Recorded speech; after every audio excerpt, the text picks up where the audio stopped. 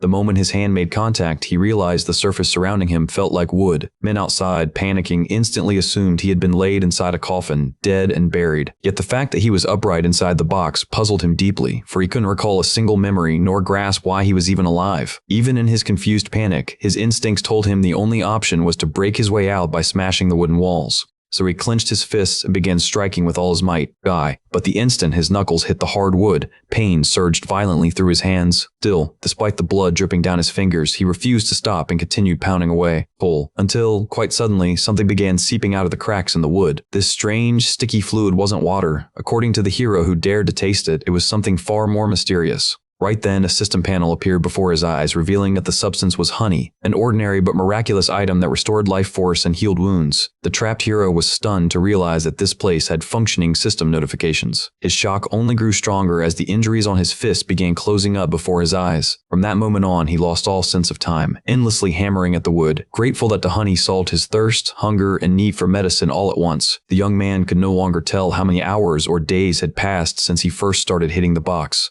Until finally, a faint crack echoed through the silence. A narrow opening appeared, offering a sliver of escape, and with one last desperate push, our trapped hero broke through and climbed out of the wooden coffin. Even then, confusion clouded his thoughts. He had no idea where he was. Beside him flowed a small stream of honey, and nearby stood a wall blocked by a massive stone. Just as he was trying to assess his surroundings, the system abruptly congratulated him for clearing the tutorial dungeon. The announcement stunned him even more. He had apparently entered Dungeon 1-1, where only 100 participants could progress to the next level. Panic filled him as he realized he might have to survive through even more dungeons ahead. The situation felt so absurd that his confusion only deepened as the system unexpectedly prompted him to choose a nickname for his live streams. That was when it hit him. He wasn't merely trapped in a dungeon, but inside some bizarre game. Desperate, he muttered the words, "Please save me," defeated and overwhelmed. Instantly, the system registered his new nickname as "Please Save Me," confirming it would remain until he cleared dungeons 1 through 10. A new chat window appeared, revealing live comments, viewers mocking his unfortunate choice of name. One of them said the nickname was too long, and that they'd just call him PS.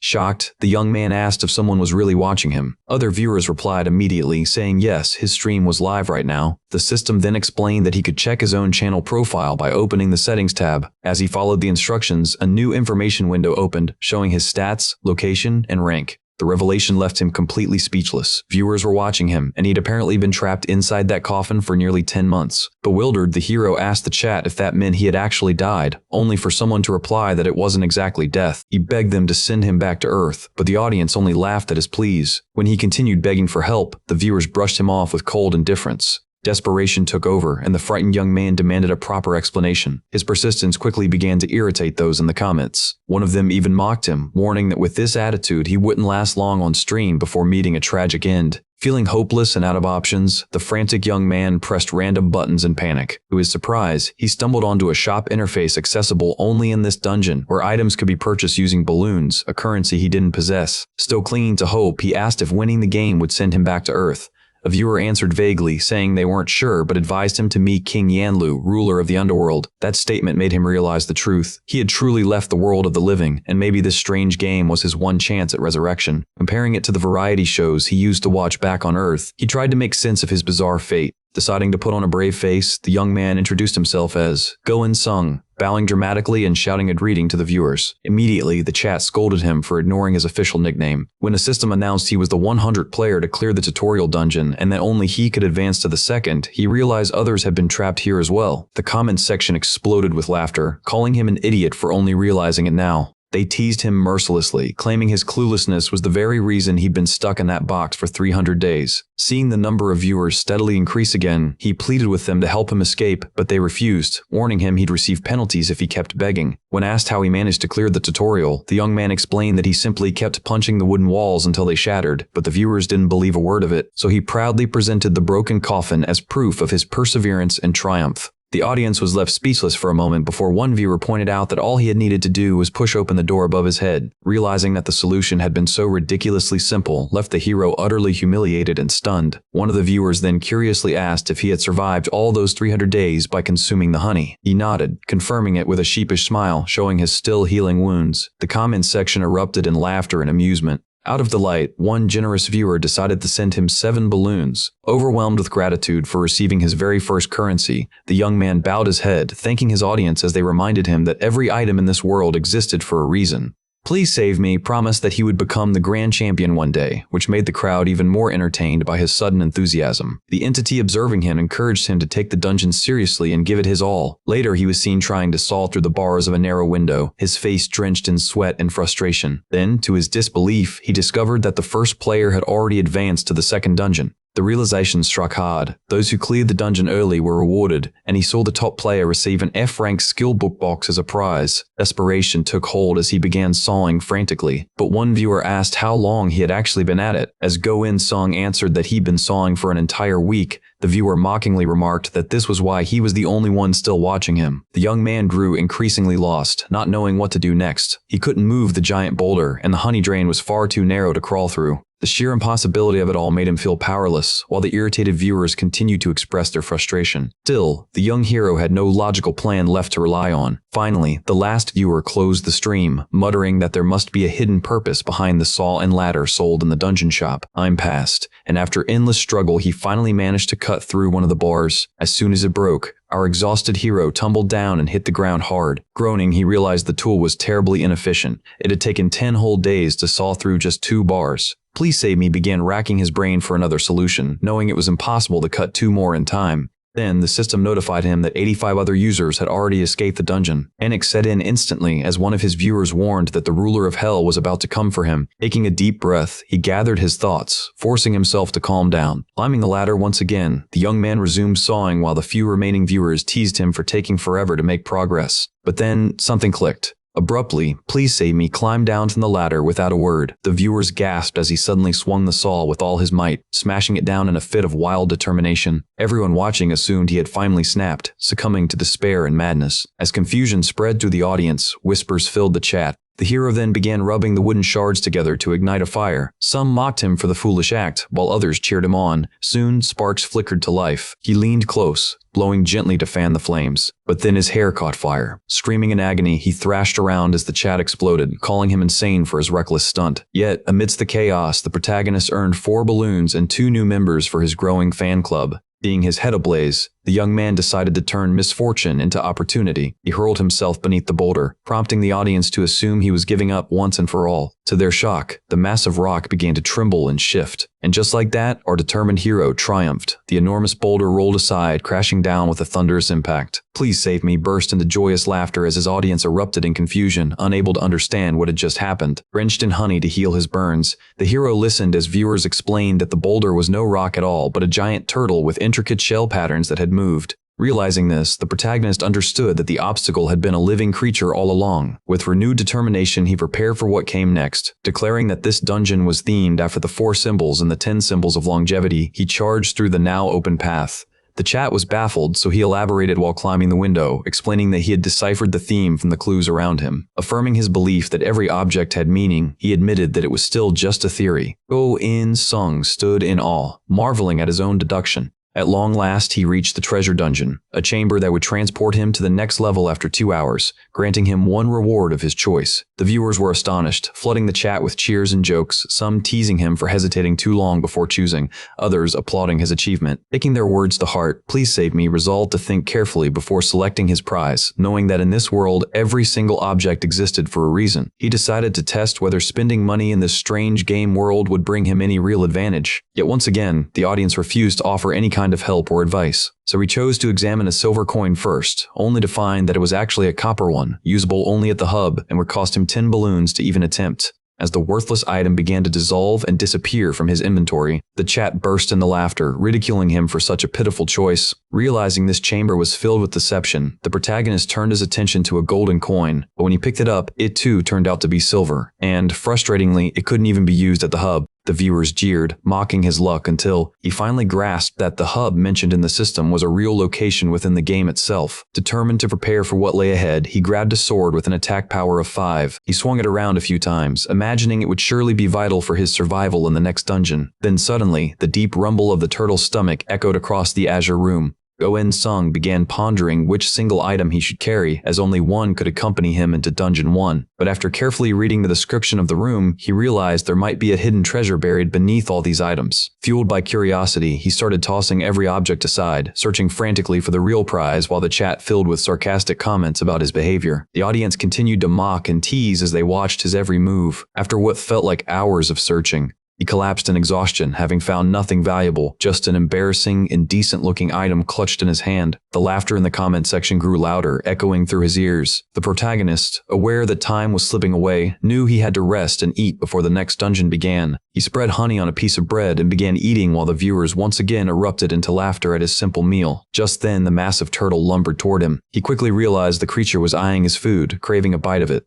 Smiling, Go-In-sung decided to share his meal with the enormous reptile, but as he reached out, he noticed something glinting inside its mouth, and when he tried to retrieve it, the audience panicked, warning that he might lose his hand. Ignoring their warnings, he reached in carefully, and to everyone's shock, he managed to pull the object out unharmed. The item he held was extraordinary, the Orb of Capture, a rare artifact capable of taming wild beasts and downgrading them to common rank once consumed. The entire audience was stunned, unable to process what they had just seen. As the shop window reopened, showing new items available for 10 balloons, his very first viewer gifted him 20 as a reward. The young man studied the orb intently while the chat filled with excited speculation. None of them could believe such a powerful relic existed in the very first dungeon. Go-In-sung recalled what he had read about its effects, and dread quickly filled his heart when he realized that future dungeons would be swarming with monsters. His viewers urged him to choose the orb instead of the iron sword. Then, suddenly, the hero noticed something alarming. The turtle had swallowed the rest of his food. He paused, thinking about how this entire dungeon was designed around the 10 symbols of longevity. A sudden burst of excitement escaped him as he shouted loudly, startling his confused viewers. As he began explaining once more, he claimed that the key entity within this dungeon's theme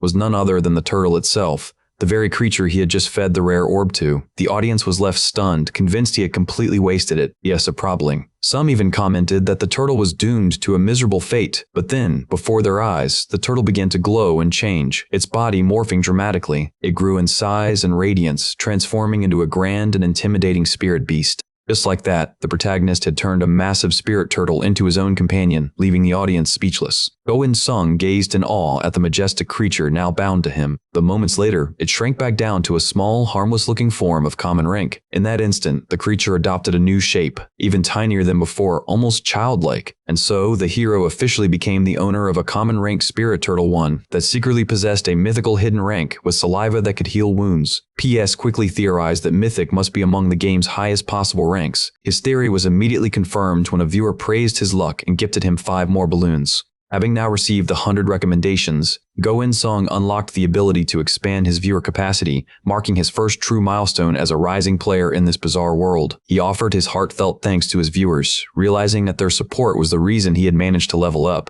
Yet soon after, the protagonist started to feel unwell. It dawned on him that he had exhausted himself earlier, frantically searching like a man possessed. His body gave in, collapsing heavily to the ground. Darkness overtook him as he lost consciousness completely. Sometime later, faint sounds of tiny creatures chirping stirred him awake. The hero found himself seated on a plastic chair, surrounded by a crowd of yellow chicks. The sight before him was so strangely peaceful it almost felt unreal. The protagonist assumed he must have nodded off for a moment while working. Go-In-sung's assigned duty was to separate the male chicks from the females, a task only those with trained eyes could perform. The female chicks were kept alive and nurtured so they could grow and lay eggs. Meanwhile, the males, unable to lay eggs, were discarded and killed without hesitation. Yet in his state of exhaustion, something inexplicable began to occur. A mysterious, glowing purple aura, Gayu, began to rise from nowhere, swirling through the air. It whispered faintly that even the male chicks possessed souls of their own. In that instant, the dungeon escaper abruptly regained full consciousness. The hero now found himself in Dungeon 122, a storage room filled with food, which he needed to escape without taking a single edible item with him to the next floor. "Please save me," he muttered, recalling that the system had mentioned he would automatically enter this dungeon upon stepping into the treasure chamber. Turning around in confusion, he blinked rapidly. Only then did he realize that the dream he'd just experienced came from memories of his past. He had mistaken the chicks for the food the system described. Protagonist noted that this new room was nearly identical to the first dungeon, except for one key detail. The ceiling here was far higher than the previous one, stretching beyond his reach. He assumed the goal might be to climb through a narrow gap up there, though he had no clue how, since it was impossibly distant. The audience quickly grew restless, especially after the hero admitted he had been wrong about the dungeon's supposed theme being the 10 symbols of longevity, since chickens clearly weren't part of that legend. Realizing this, he decided to formulate another plan. He thought, perhaps, he could simply punch his way through the wall. The absurd idea greatly amused his audience, who burst out laughing at his antics. But after a brief pause for thought, he opted to check the available items in the shop first instead. Among the listed goods were a thin rope, a bag of chicken feed, and a potion said to accelerate growth. This made the hero conclude that the task was to raise the chicks until they reached maturity. Before proceeding, he decided to increase his audience count first. With a single click of the interface button, his viewer capacity expanded. He could now host up to 20 spectators, and this number would rise as he climbed higher in streamer ranks.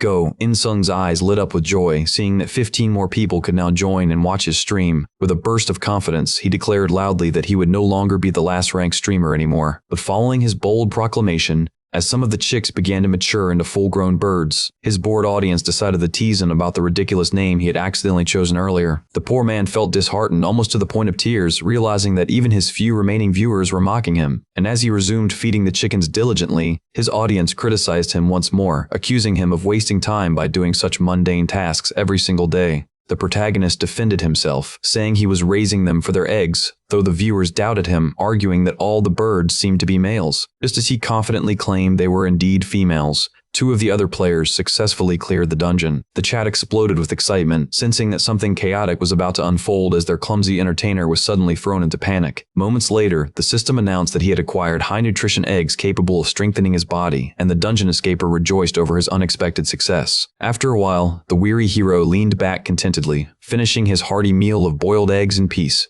In-sung, now stripped of his shirt, once again began pounding his fists furiously against the wall. Everyone watching could not help but be captivated by the sheer sight of his muscular physique glistening with sweat. The hero's determination burned stronger than ever, resolved to climb out of last place no matter the pain. Even though every movement came with struggle and fatigue, his focus remained unbroken, completely devoted to breaking through the second dungeon at last. The crowd's cheers echoed around him as he continued to strike with relentless force, shaking the ceiling above. His fists were drenched in his own blood, proof of his persistence. Then, glancing toward his new pet named Youngwei, the young man got an idea as the creature began healing his wounds. The protagonist fed the reptile some chicken feed, a simple act that left the audience in astonishment. "Please save me," someone murmured, unsure whether he should risk it again. Yet the hero stood tall, completely healed, as the wall was about to crumble under his strikes. But right then, the system message appeared, alerting him that only 66 users could still enter Dungeon 1-3, and panic gripped him once again. The mocking laughter from the viewers made him tremble, his knees weak from exhaustion. Our hero, drained after giving his all, began questioning his very existence inside this strange dungeon and found himself wishing for the power to soar like the chicken he had raised. When suddenly, a thought flashed across his mind. The man, consumed by madness and resolve alike, conceived a wild and utterly insane idea. Without hesitation, he started plucking the feathers off the chicken, leaving the audience utterly speechless. Their confusion deepened when he rolled himself in the eggs like a lunatic. He calmly explained that the eggs would act as adhesive, letting the feathers stick to his body. The crowd mocked him, certain that Moken would ridicule him for such absurd behavior. Yet despite the laughter, this same stubborn man pressed on. Covered in feathers, this giant chicken hurled himself toward the air. Determined to test his bizarre theory, he attempted to take flight. Even as he rose, the so-called chicken man couldn't help but imagine how ridiculous he must look right now. Still, with the strange power granted by the eggs, he launched himself upward, thinking that maybe, just maybe, it might work. Convinced he could truly fly. As he flapped his makeshift wings, everyone around stared in sheer disbelief. Just as he was about to reach the top, his flight abruptly failed, and he plummeted down once again. Just as everyone had predicted would happen. When he crashed to the ground, he began to wonder why his strength had suddenly vanished. He quickly reasoned that it must be because the feathers came from a living chicken. Each feather seemed to hold its own faint life force. But as he pondered further, another spark of inspiration struck him. The hero glanced toward the label of the Honey Mischievous item and decided to apply it directly onto himself. This substance, once famed for bestowing life energy, worked instantly to everyone's utter shock. The protagonist's body began to transform, turning half chicken as genuine wings sprouted from his back. The young man then bought a rope to secure and stabilize his newly grown limbs. The crowd clamored for him to go back to boxing the wall, but he insisted that he could now ascend straight to the top. The viewers, confused, thought he was rambling again about the 10 symbols of longevity. Yet the young man affirmed his claim, explaining that this dungeon represented the crane, leaving everyone baffled, as no such creature had appeared. Declaring his conviction, the protagonist launched himself upward once again, shouting that he was destined to become a creature of the skies. As he began to rise, the hero proclaimed that he would use every part of the chicken to turn himself into a crane. With that declaration, he propelled himself upward once again. Everyone stood in awe of his sheer willpower and ingenuity as he gave everything he had to escape this place.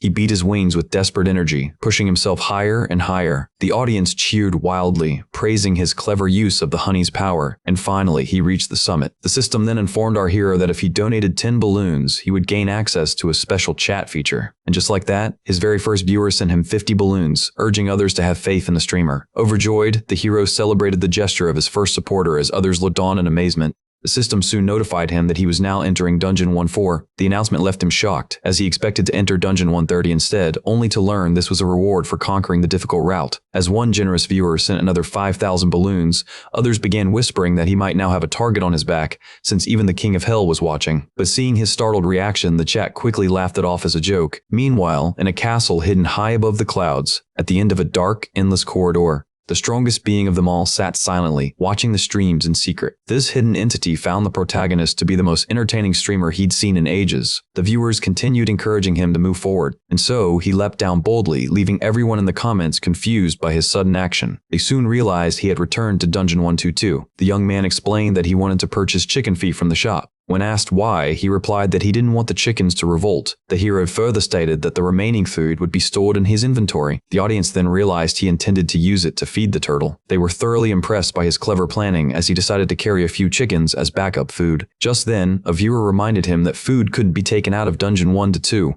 Which the hero calmly replied that he already knew, even though he carried the chicken in his mouth mid-flight, and upon landing he proved he still could. He reassured everyone that he hadn't forgotten the rule, explaining that it only applied between Dungeons 1-2 and 1-3, meaning he could freely bring food into Dungeon 1-4. And with that, the hero smiled proudly upon realizing he had secured first place out of all 71 contenders present in Dungeon 1-4. While the protagonist rejoiced at being correct, even the narrator couldn't help but admire his cunning. As the first challenger to reach this dungeon, our hero was rewarded with an F-rank skill box. But before claiming it, he decided to remove all the feathers, a painful ordeal since they had fused into his skin through the honey's power. After that, the young man received a normal rank random skill box, which carried a 5% chance of containing an advanced rank skill. As he opened it, everyone hoped for an advanced rank evasion ability. Yet, when he obtained an ordinary power that enhanced focus and concentration, the audience agreed it was still a decent prize. The protagonist quickly accepted his reward without complaint, and Sturkey opened the skill book before him. Magical energy flowed straight into his mind like a surge of clarity.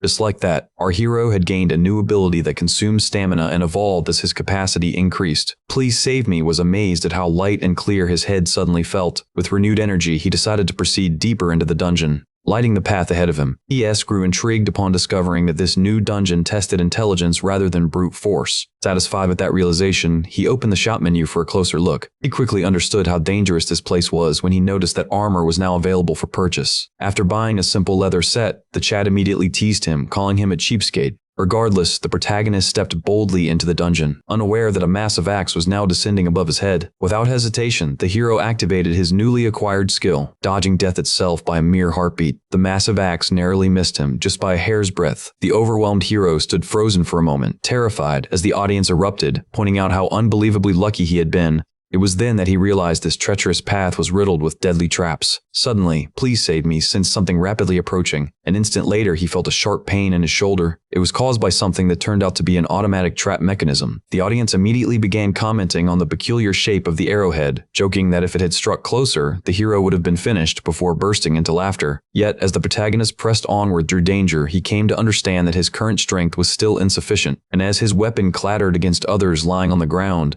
he turned to his viewers with an apologetic smile, warning them that the stream might get dull for a short while. Speed began to rise sharply, and noticing this change, he faked a stagger before thanking the audience sincerely for staying with him until now, something they all knew too well. By consuming 20 more muscle enhancement eggs, the protagonist boosted not only his own level, but also that of his companion creatures. He was now absolutely certain of his victory. Gripping his chickens tightly, he dashed forward again, leaving the audience completely puzzled by his actions. His strength and focus skill had now returned to level 2. The protagonist deftly evaded the axe trap he had encountered earlier. Then, when the barrage of arrows reappeared, he hurled the chickens from his bag without hesitation. The chat instantly exploded, accusing him of cruelty for using the poor birds as living shields against projectiles. Deep down, the young man knew exactly how wrong his act was. But before he could dwell on it, something else came flying toward him, a long, spear-like object, which he managed to stop with his bare hands at the last possible second. The feat stunned everyone watching. It was simply unbelievable. And just like that, the chicken man now possessed a weapon. It was the very spear that had been used to ward off the arrows. Even so, he couldn't avoid every shot.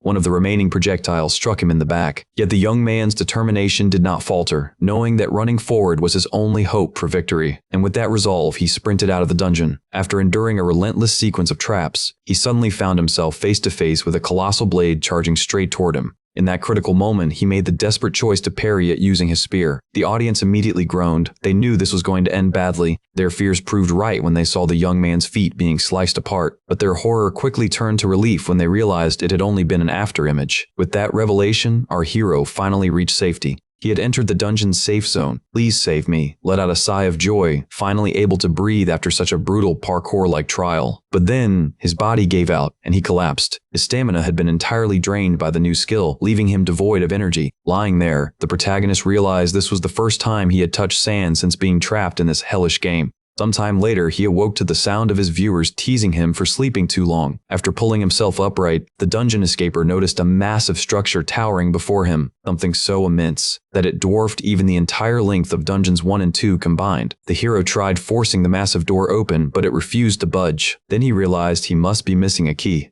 Panic struck as he remembered that the first arrow he had thrown away was actually the key itself. While some laughed at his mistake, one viewer reminded him that he had once asked for the arrow to be preserved. The young man shook his head, saying he had no intention of returning to that cursed park again, disappointing his viewers. Go En-sung began speculating that every dungeon so far had multiple escape methods, and perhaps the key could still be found. Even so, the protagonist decided to investigate further, quickly discovering that only the first arrow could unlock the massive door. Just then, a new streamer named Instant Beauty entered the dungeon. Our hero was both amazed and wary, knowing she was famous for clearing levels among the first. With a new participant joining, the system unlocked a fresh item in the shop. It was called the Channel Messenger, allowing the hero to send 10 direct messages to other streamers for the cost of a single balloon. Without hesitation, he purchased it, and immediately, the hero began using his new item. Meanwhile, at the dungeon's entrance, the woman looked around curiously, wondering what kind of madness awaited her here. Suddenly, a system notification popped up. Instant Beauty blinked in surprise, as she saw that a complete stranger was trying to message her directly. Her expression softened into a faint smile when she saw his friendly tone. He asked if she truly was one of the top 3 dungeon escapers.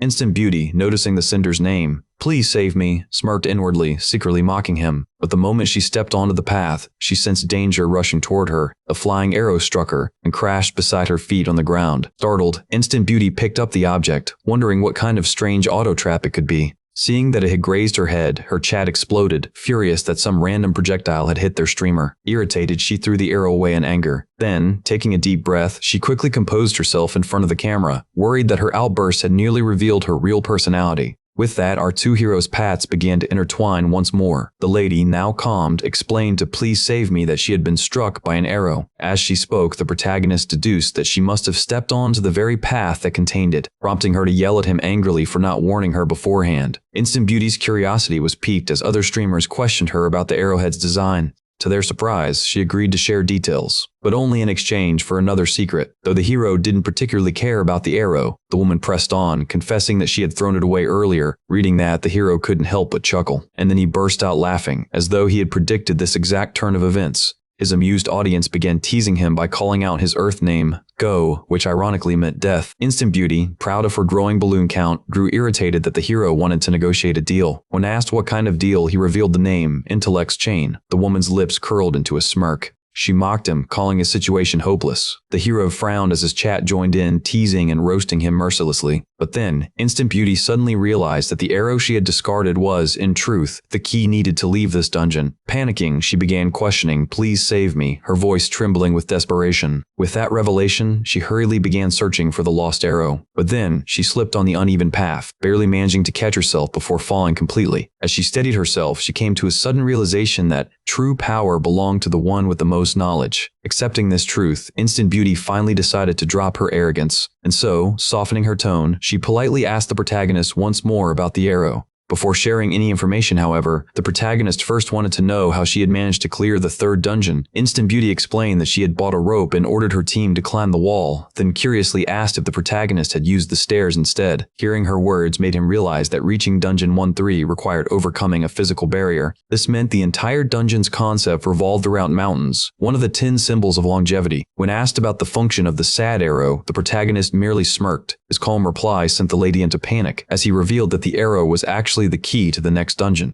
Yet the protagonist denied ever using it himself. The lady then questioned whether he wasn't suffering from the same issue, but the protagonist confidently replied that even though he had discarded his key, he faced no problem because of it. League of McGraw's members discreetly clenched their fists in frustration, and as he wrapped up the conversation, Go-In Sung began analyzing the symbols encountered so far, trying to identify the one representing this dungeon. Yet as he attempted to match his surroundings with any remaining symbol, he grew increasingly irritated. None of the 7 still unaccounted for fit this environment. Meanwhile, Instant Beauty fumed at herself for falling for the man's trick. She had confessed that her key was gone, and still he gave her no intel. Even so, she resolved to continue, believing that every dungeon offered multiple possible routes to the exit. The lady also possessed something none of the others did. As she reflected, she recalled how men were always more lenient toward women. Instant Beauty, whose real name was Hansun, knew very well she held the charm to stir desire in nearly any man. Meanwhile, her viewers were consumed by rage. One of them, May and Prince of Heaven, sent her 15 balloons to comfort the girl who was shedding crocodile tears, pretending gratitude. Another, an elderly supporter named Fieri the Passionate Youth, gifted her 20 claymores. They all assumed it was the protagonist's fault, calling him the aggressor and winning her sympathy in return. Just then, her top devoted follower appeared in the comments, having heard about the latest events and demanding an explanation. The lady instantly felt overwhelmed by his presence. Queen Bee, as he was known, was her one and only true fanatic. He had earned that title after sending 1,000 balloons and watching her streams for over 200 hours. While dispatching yet another 100 balloons, this fervent fan declared he wanted to know why Please Save Me had bullied her again, vowing to tear him apart. Hansun accepted his offer of help, thinking to herself that men always tried to act strong. With that thought, she inhaled deeply. Then she tried once more to analyze the situation, recalling that this same route had once been used by prisoners attempting to escape. She reasoned that the other streamer must still be stuck in Dungeon 1-4, since he too had likely lost his key. Resolving to try something new, she removed her armor. Then she began undressing, sending her thirsty fanbase into a frenzy. Those initially intrigued viewers soon became alarmed as they realized the reckless act she was about to perform. And just like that, gathering every ounce of courage, Instant Beauty leapt from the path straight into the pool of honey below. Protagonist, meanwhile, still couldn't determine the dungeon's underlying theme. He started wondering whether the arrow he had discarded had been his only possible escape. Back along the path, two slender feminine hands grasped the road's edge, thus proving Instant Beauty's theory correct. She realized she could move forward without triggering traps by keeping herself at the extreme edge of the walkway. Her audience praised her for the ingenious tactic. She explained that the idea had struck her earlier while searching for the lost arrow key. The only problem, however, was how endlessly long the path seemed. Still, the streamer refused to give up, determined to cling on until the very end. Meanwhile, Go-In Sung began recalling the motifs of the previous dungeons, desperately trying to pinpoint which among the 10 symbols of longevity could represent this place. Once again, he surveyed his surroundings. But even after considering every shop item available, nothing made sense. Frustrated, the young man snapped his arrow pin in anger. Yet by doing so, he and the viewers discovered something important. The arrow was actually made of bamboo. Meanwhile, Instant Beauty grew weary, her body drained, but her resolve to reach the end never faltered. In the end, however, she could not finish the climb. Exhausted, she was forced to ascend back up, sitting down to catch her breath, when suddenly something shot her way. Instant Beauty was struck in the shoulder by an arrow, and with that sudden blow, he fell from the path, to the absolute horror of her viewers. Back at the dungeon's sealed exit, the protagonist carefully placed bamboo arrows into the honey, while viewers mocked him for always relying on the healing elixir. He reminded them that honey itself held the power of life. Then he drove 2 arrows into the ground, explaining that the presence of soil inside this dungeon had a purpose, making the audience realize he intended to grow bamboo tall enough to climb out. But then the comments began questioning the maximum height of adult bamboo. And when they confirmed that it could never reach the necessary height, our hero was left utterly dejected. Back to the girl who had fallen into the honey, Instant Beauty slowly began to sink, deep into the viscous liquid of life. The sensation reminded her of her training days at the National Martial Arts Hapago Dojo, where students underwent relentless discipline, under the watchful eye of a strict instructor. During one session, the teacher questioned his pupils about how to survive an encounter with the Domiyama tiger. Hansen had answered that one must become the beast itself. The instructor was pleased, saying that every problem carried within it its own solution. Remembering that lesson, Hansen wondered how she might truly embody the beast, and with that realization, Instant Beauty finally reached the bottom of the Honey River.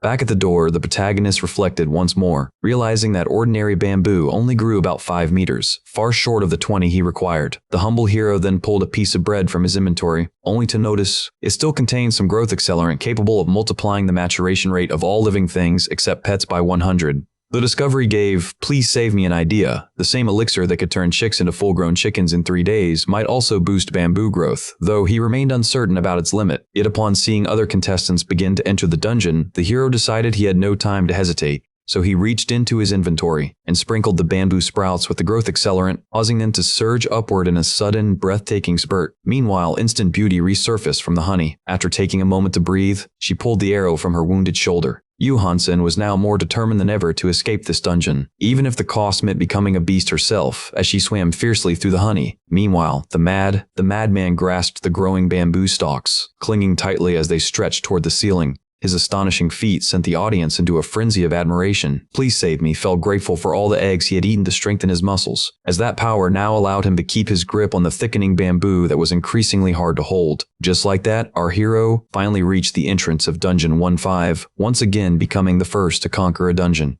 To the audience's utter shock, the streamer continued clutching the growing bamboo instead of stepping onto the bridge. Go-In-sun explained that there was a perfectly valid reason for him to keep climbing. He had earlier noticed the presence of handholds on the wall, which meant there was likely a way for him to ascend and uncover a hidden item. The audience was stunned to realize the streamer had been right when he stumbled upon a concealed mechanism. He promptly opened it and began exploring the hidden compartment, until at last his hand reached the buried treasure. The protagonist promised his eager audience that he would show them what he had found once he reached the bridge again, which was quite convenient as he was positioned right above it. And so, the madman released his grip on the trap, landing flawlessly like a superhero, apparently proving that eggs could indeed turn people into superhumans. The item turned out to be a rare heavenly bamboo fruit, produced only by heavenly bamboo trees, beloved by phoenixes and a powerful source of vitality for strong bodies. The audience erupted in praise, though one viewer remarked that he might never actually encounter a phoenix. So, he decided to safely store the hidden treasure in his inventory. He then began to wonder if the exit before him might be yet another trap, but he soon dismissed the thought, refusing to dwell on it, and he proceeded forward without hesitation. Just like that, Go-In-sun felt a rush of joy at finally reaching Dungeon 15, but to his utter shock, his rise into the next area was abruptly followed by a sudden fall. Back in Dungeon 14, Yu Hansun sat upon the stairs, adjusting her injured shoulder. Her wound had healed thanks to the restorative honey she carried. Surprised by the staircase's appearance, she became convinced that it must lead toward the exit. Then, recalling her unfinished business, she decided to dive once again, submerging herself in the liquid below. Instant Beauty began searching for the arrow key she had previously discarded. She was thankful that her search was made easier by the glowing stones illuminating the bottom of the lake. After only a brief search, she managed to locate the lost arrow. Emerging from the luminous liquid, the satisfied girl wore a confident smile. She began climbing the stairs once more, the arrow in hand, knowing that all she had left to do was reach the top and use it to unlock the path out of Dungeon 14. Meanwhile, our tormented hero in Dungeon 15 kept screaming as he slid uncontrollably down a narrow tunnel, banging his head along the way. It felt as though this tormenting slide would never end, until Please Save Me finally spotted the light at the tunnel's end. Adjusting his posture mid-descent, he prepared himself for a proper landing. The protagonist soon found himself in an unfamiliar environment. To his astonishment, a radiant full moon shone brightly above the dungeon. Meanwhile, Instant Beauty received a notification stating that the hero was the first among 50 players. He reached Dungeon 15, earning him a random skill box as a reward. Seeing that he had once again escaped first, she had no choice but to recognize his talent. Nevertheless, the competitive tiger within her burned with the desire to catch up. She was also certain that the other contestants on her floor felt the exact same determination. And she was right. One player with green hair grew visibly irritated by the protagonist's lead, while another cautiously walked along the path's very edge to avoid the traps. A girl, claiming that her cape was the only reason she had survived so far, wondered aloud about the insane speed of Please Save Me. Meanwhile, PS was pleased with himself having gathered 900 balloons, discovered a hidden treasure, and earned a skill book on top of it. He decided to keep the fruit for emergencies and opened his new skill immediately. The result was Iron Will, which amazed his viewers. Seeing how impressed they were, the young man assumed he had unlocked something truly remarkable. Without hesitation, he learned the skill right away. Iron Will, which could evolve upon reaching its max level, had the ability to double the user's physical stats for 180 seconds before death. The hero was stunned when his audience jokingly told him that activating it would have killed him, leaving him in disbelief. Though it was indeed a powerful skill whose real worth would only be revealed later, it left him overly thrilled, only to find out moments later that his viewers had simply been teasing him, leaving the bullied one both confused and irritated by their antics.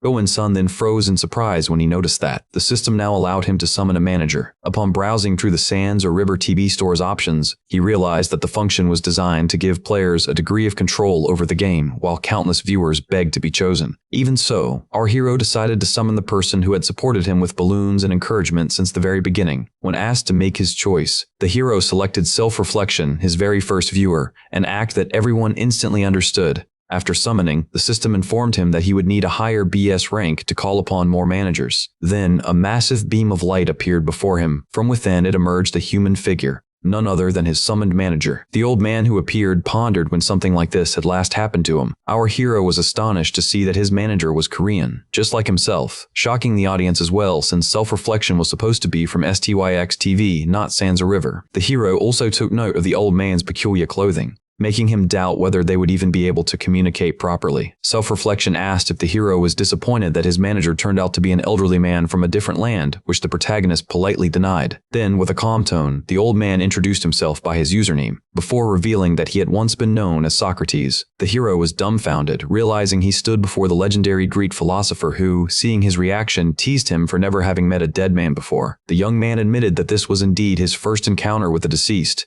He then asked Self-Reflection why he could speak such fluent Korean. The old philosopher explained that he had taken up hobbies to pass time, having spent 2,000 years within this realm. His confession drew laughter and mockery from the viewers, calling him ancient. The protagonist was astonished that Socrates had remained trapped here for so long without ever escaping. The old man burst into laughter, realizing the youth thought they were in hell, then declared that such a name better suited Earth itself. Socrates elaborated, saying that a tremendous amount of money is spent on a man from birth to college, and even if fortune smiles upon him with a decent job, he still cannot afford a home of his own. To make matters worse, people would judge even his coffin bought by the same loved ones who paid for his funeral, making life itself a miserable cycle. Go! Insun fully grasped the meaning behind the philosopher's words. When the young man asked whether Socrates could appear in another form, both the philosopher and the audience quickly realized that the hero was simply bothered by his old age. As they exchanged playful banter, the old man's mockery of the youth delighted the audience. Suddenly, a noise echoed from behind, startling our hero. To his horror, a decaying creature appeared, drooling as it set its eyes upon him. The streamer screamed in alarm as the grotesque being lunged forward. It tried to sink its teeth into his arm. The philosopher urgently told him to eliminate it before worse damage occurred. So the hero grabbed the monster by its head, forcing its jaws away from his flesh, before smashing it violently into the ground. Go-In-sung began to question who or what had launched the attack against him. The old man, however, was stunned, for it was clearly a zombie standing before them. Self-Reflection calmly explained that such an undead could only be truly defeated by destroying its head, meaning, if the head remained intact, the creature would rise again within 30 minutes, an idea that greatly irritated the hero. Socrates urged him to flee from the monster as he made his way through the dungeon, but then the philosopher pointed out the alarming amount of blood the young man was losing. Upon realizing it himself, the hero muttered that he should heal his wounds, and as a gesture of repayment for the meal earlier, the viewers mocked him for only ever feeding his pet chicken. Go-In-sung was taken aback by how swiftly his body was restored to full health, though he quickly noted the sorry state of his clothing. So he discarded his damaged armor and reached into his inventory for a spare outfit, while Socrates teased him for acknowledging his own unattractiveness. The entire fanbase wholeheartedly agreed with the old man's remark. The young man then placed his healing turtle onto his shoulder, knowing it would come in handy, and afterward decided to check the shop. He began to wonder which weapon he should purchase, so he asked whether Socrates had any knowledge of armed combat. The protagonist openly admitted that he was completely clueless. Socrates then advised him to buy a spear, cheap, practical, and historically the first weapon ever created, while explaining that swords required mastery and bows were only effective at a distance. With that decided, one problem remained. He needed to pick the most suitable spear. The most expensive one on display was the diamond spear, worth 800 balloons. Socrates reminded him that they knew nothing about the dungeon ahead and therefore suggested the inexpensive bamboo spear. The audience wasn't pleased. It looked far too fragile. A rusty spear was then proposed, but the viewers once again voiced their displeasure, pointing out that the iron spear was clearly superior and only slightly more expensive. Just as he was about to select the sealed one, the audience pressured him into choosing the hard steel spear instead. Frustrated, the protagonist gave in to their demands, only for the viewers to criticize him yet again, insisting he should pick an even better weapon. With his patience wearing thin, he decided to go for the most expensive option, but just as he was about to confirm the purchase, the users stopped him once more. Irritated, he read through the comments, which suggested persuading the manager into giving him the spear. The idea instantly brightened our hero's mood. And so, he attempted to sweet-talk the manager into handing over the weapon, but was instead met with a terrifying death glare. That glare was so intense he immediately bought the 800 balloon spear himself, while the chat mocked his pathetic bargaining attempt. Go-In-sung couldn't help but admire the diamond spear. It boasted more than twice the attack power of the iron sword he had found in Dungeon 11's treasure room, not to mention the stat boost from the throne. With the spear now in his grip, the audience showered him with praise for his intimidating new look, claiming it also suited his well-built physique. As Socrates noted that night was approaching, the hero suggested they move forward. The system then displayed a hexagonal interface, prompting them to enter the dungeon. It revealed a choice of difficulty levels, from beginner to advanced, where the rewards increased alongside the risk. Seeing this, our hero's decision was already made. But before he could even speak, the old man demanded that they select the advanced difficulty. The young man tried to reason with the philosopher, but the elder repeatedly insisted on his choice, assuming his authority as the manager made further discussion useless. And just as the protagonist was about to select the beginner level, the system finalized the dungeon setting to advanced, exactly as the old man had commanded, leaving him utterly dumbfounded. Self-reflection immediately began scolding the streamer for always taking the easy way out and ignoring the greater rewards. And with that, our heroes were transported into Dungeon 15, a place infamous for claiming the lives of countless fugitives. As the full moon watched over the cursed land where only the strong and wise could survive, the hero was intrigued by the dungeon's allowance of full participants, prompting the old man to explain that he could gather additional allies. But just then, the protagonist was warned to stay alert, for a massive horde of undead had already discovered them and immediately charged toward their living prey. Go-In-sung hastily raised his spear to defend himself. He fought back, striking down as many zombies as possible. After cutting through several of them, the audience warned the wounded spearman of an incoming aerial attack. At that very moment, a flying zombie kicked him square in the face, sending the streamer crashing to the ground. Now at the mercy of the undead, he truly believed his end had come, but instead he saw the old man's disappointed figure hovering among the monsters, leaving him completely stunned. The spirit of the old man then entered the young man's body. The horde hesitated, momentarily confused, before the ones about to devour him were suddenly blasted away. The 2,000-year-old Socrates decided to demonstrate his power firsthand after taking control of the body. As the zombies swarmed, the philosopher braced himself and told the young man to pay close attention. When the first one lunged forward, Socrates performed a swift sidestep, smoothly dodging the creature's strike, then repositioned himself, tightening his grip and channeling all his strength into the weapon, before slashing across the monster's back, leaving the viewers genuinely impressed. But as another zombie tried to ambush him from behind, the old man steadied himself and decapitated the creature cleanly, killing it in a single blow. The spectators erupted in cheers, astonished by the old man's precise execution. He then addressed the rightful owner of the body,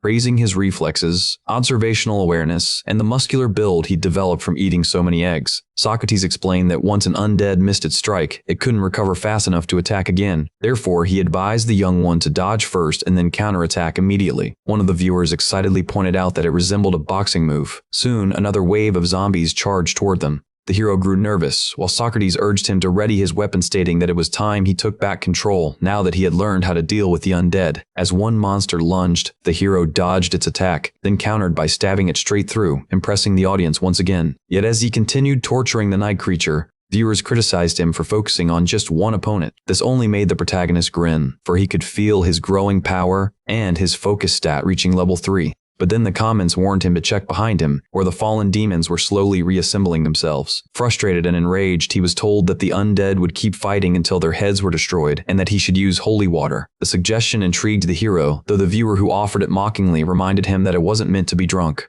though he decided to use only a small portion, knowing how precious the item was. Yet when he dripped a single drop onto the zombie, the creature suddenly twitched awake, terrifying the hero and sending the audience into hysterics. In pure panic, he poured the holy water straight into the monster's mouth, causing it to disintegrate into dust at last. But then, upon seeing the outrageous cost of the holy water, the protagonist began to panic all over again. Upon realizing that it required an entire bottle of holy water to slay a single zombie, the hero did the math and grimly concluded that he could only take down 15 of them. The undead were closing in fast. Socrates calmly remarked that a man equipped with knowledge was always a man equipped with power. This made Go In-sung picture an overly smug version of the philosopher in his mind as he requested him to elaborate. The old man then summoned the pet turtle from the inventory using the young man's body, explaining that it hailed from the lineage of the legendary black tortoise. And the moment the creature was placed on the ground, it shivered in fright to the utter astonishment of the viewers. Yet within seconds, the pet began to radiate a mysterious power that left its master speechless. The streamer soon realized that his pet truly was a descendant of the black tortoise, which, according to Socrates, represented the yin force opposite to the yang of the vermilion bird. In simpler terms, this creature shone like a beacon of purity even within the darkness of the undead realm, a claim that earned the old man praise from the chat for being both a multilingual scholar and a remarkable historian. To simplify things further for the confused hero, Socrates explained that the turtle absorbed dark energy and released purified souls to the heavens, which the young man compared to photosynthesis. The philosopher, joined by the rest of the audience, couldn't help but laugh at the ridiculous comparison. Once the creature finished its meal of corrupted energy, its owner admitted that he still didn't fully understand its true nature, calling it a mystical beast, prompting the viewers to regret ever feeding such a sacred being with chicken feet. Go In-sung apologized for his ignorance, which pleased both Socrates and the viewers, who appreciated that at least he could own up to his mistakes. At the beginning of his adventure, the protagonist had assumed self-reflection was merely a wealthy spectator, so he offered his thanks for the help provided, though Socrates dismissed the gesture as unnecessary. The young man then asked if there was a way to escape the dungeon, and the philosopher recalled the tale of the maze of Theseus. The hero instantly recognized the part about the thread that guided Theseus out of the labyrinth, which sparked an idea within him. He began marking his path with breadcrumbs that, according to Socrates, would not be eaten by any of the life forms in Dungeon 1-5. The audience, however, found it more reminiscent of Hansel and Gretel than of Greek mythology, Olwen Markist. But just then, the streamer received a sudden system notification informing him that Instant Beauty had entered the dungeon. As he continued walking through the maze, the hero wondered if Instant Beauty intended to clear the dungeon solo, since she had already spent 48 hours inside without reaching out to anyone. Still, given that this dungeon required multiple participants, he figured it encouraged cooperation. He briefly considered contacting her, then immediately abandoned the idea, fearing she might betray him. Thus, he and his manager continued their path in silence. Go In-sung noticed that the dungeon's moonlight was fading, even though the moon itself remained motionless. He also realized that as long as he stayed away from the monsters, they wouldn't chase him. Spotting a massive gathering of creatures ahead, he decided to take a detour. Yet Socrates urged him to confront them directly. When the hero argued that they should conserve their strength, the philosopher scolded him for always choosing the easy way out. Later, the scene showed our hero attempting the very easy route he insisted on taking, only to grow frustrated after walking for a full hour, and ending up at another dead end, much to the old man's smug satisfaction. Go In-sung tried to justify himself by pointing out that monsters had gathered nearby, but the philosopher explained that there had to be a deeper reason for their unusual behavior. Then suddenly, the hero froze in horror. All the breadcrumbs he had laid out had vanished. He immediately blamed the monsters, but Socrates calmly stated that such creatures didn't eat bread, which only heightened the young man's irritation. Just then, an unexpected sound reached his ears, a human voice. The protagonist suspected it might belong to Instant Beauty, and his assumption turned out to be correct. Just like that, Please Save Me and Instant Beauty finally came face to face. Hansun was surprised to find that the #1 strength-based player didn't have the bulky physique she'd imagined, but rather a fit and attractive build. At that moment, our hero also noticed that the girl was heavily armed with an indestructible sword that dealt roughly 1,600 points of damage. Socrates observed that the young woman was likely being controlled by her manager, yet while the old man teased the hero for being flustered in her presence, the girl retaliated by accusing him of having a thing for younger women, much to his annoyance. The philosopher, ignoring the jab, asked her about the missing breadcrumbs. Both of them began speaking at once, but Hansun courteously gestured for him to go first. Though the protagonist asked whether she had eaten any breadcrumbs lying on the ground recently, the question was so ridiculous that it made the girl visibly irritated, and when he repeated it, she exploded in anger, shouting that she wasn't desperate enough to eat food off the floor. The hero's viewers sided with her immediately, noting that she was clearly wealthier than he was. Go In-sung then solemnly told her that no one was without sin, and that redemption was the only path to remain worthy of life. A statement the philosopher actually agreed with. To Socrates' astonishment, the girl told him to stay quiet, someone 2,000 years younger daring to silence him. This sparked a heated argument between her and the old man, both trading insults back and forth. By the end of it, the girl was left visibly infuriated. Then suddenly, she noticed a small turtle perched on the hero's shoulder and asked about it. Go In-sung explained that it was his mystical tortoise, though the girl brushed it off and accused the creature of being the glutton that ate the breadcrumbs. The hero retorted that as a mythical being, it wouldn't eat bread, he wouldn't have stopped it. The viewers instantly roasted him for feeding the sacred creature chicken feet. The remark enraged the girl, who became furious at being accused because of that stupid pet, which suddenly lashed out at her, catching her completely off guard. According to the fans, it was the first time anyone had ever dared to anger her. The little turtle then began shrieking at the adventurer, to the amusement and cheers of the audience. Flustered, Instant Beauty called for her manager Queen Bee to step in, realizing she was losing the argument badly. To her dismay, Socrates turned out to know Queen Bee quite well and disliked him just as much. The philosopher urged her to summon her manager anyway, scolding both of them for causing endless trouble lately. After that, the hero decided to believe the girl's claim that she hadn't eaten the breadcrumbs, though this only made her angrier since she was telling the truth all along. Nevertheless, he apologized for his earlier accusations, admitting that he had been rude during their first meeting, which somewhat softened her attitude toward him. The main streamer then explained that the dungeon allowed up to 4 participants, likely encouraging them to cooperate in order to clear it. Hansung confirmed that she had already come to that same conclusion. The hero proposed taking the easy path away from the monsters, but the girl insisted on fighting, reasoning that their gathering must have a purpose. Socrates called out the hero once again, stating that even his new ally displayed greater logic than him. With that, they moved forward together. As they progressed, the hero explained to the fiery girl that zombies relied solely on their sense of smell, something she already knew. Quick deduction and sharp intellect left him genuinely impressed. He then suggested they compete by slaying an equal number of demons each. Without hesitation, the girl dashed forward, and with her indestructible sword, decapitated her first target. Her blinding speed left the spearmen utterly stunned. The fierce woman, dubbed the Tiger Lady by her fans, leaped high into the air, then cleaved another zombie clean in half. Even covered in blood, Instant Beauty didn't flinch, as her foe writhed in agony. Go In-sung motivated himself to kill even more demons than she did, channeling the full power of his strength and focus at level 3, and charged headlong into the swarm of undead. With flawless precision, he pierced through his first zombie, leaving the girl momentarily impressed despite herself. The hero arrogantly told her she could thank him later, which only annoyed her further, before he locked onto his next target, slicing it cleanly in 2 with a single strike and raising his kill count by 1. The audience marveled at Please Save Me's dazzling performance, comparing him to Zhao Yun, the legendary warrior of Chongshan in the Sand River. The protagonist then expressed his gratitude to his viewers for staying with him through the intense battle. The Tiger Lady also thanked her own audience, feeling pleased by the generous donations flooding her stream. And as the clash finally subsided, our spearman stood there, deeply intrigued by what he had just witnessed. The box that the lady had asked him to open appeared to be the very object the zombies were desperately guarding. So, he decided to take a look inside. To his surprise, he discovered a mysterious scroll that turned out to be a map leading to the dungeon's exit, one that would also function as a zombie attractor. Go In-sung was about to use it when the lady stopped him, warning that doing so would make them targets for the monsters. But right then, one of the fallen zombies began to twitch. The streamer turned his attention toward it, curious to see what was happening. The girl then suggested that they should split the cost of the holy water needed to defeat the monsters. This made the protagonist smirk in that overly confident way of his. He asked how many bottles she currently had, to which she replied that she possessed 5. The hero then offered to handle the cleanup in exchange for some of the holy water. Since he didn't have any himself, the lady quickly realized that he wanted the precious liquid not for combat, but to rehydrate himself. Go In-sung asked if they had reached an agreement, and Sirkyu Hansen agreed to let him take care of the undead. With that settled, the little turtle was placed gently on the ground. It immediately began performing its peculiar little trick. This startled Instant Beauty, prompting the hero to explain that his pet's ancestor was none other than the mythical black tortoise. The mystical turtle then began devouring the undead creature, and after a brief moment, it had consumed every zombie in an instant. Its eating speed astonishingly increased, all except for one. The hero then began to wonder how the undead could attack so precisely if they were supposed to rely only on their sense of smell. So before the turtle could finish its final meal, its master suddenly stopped it.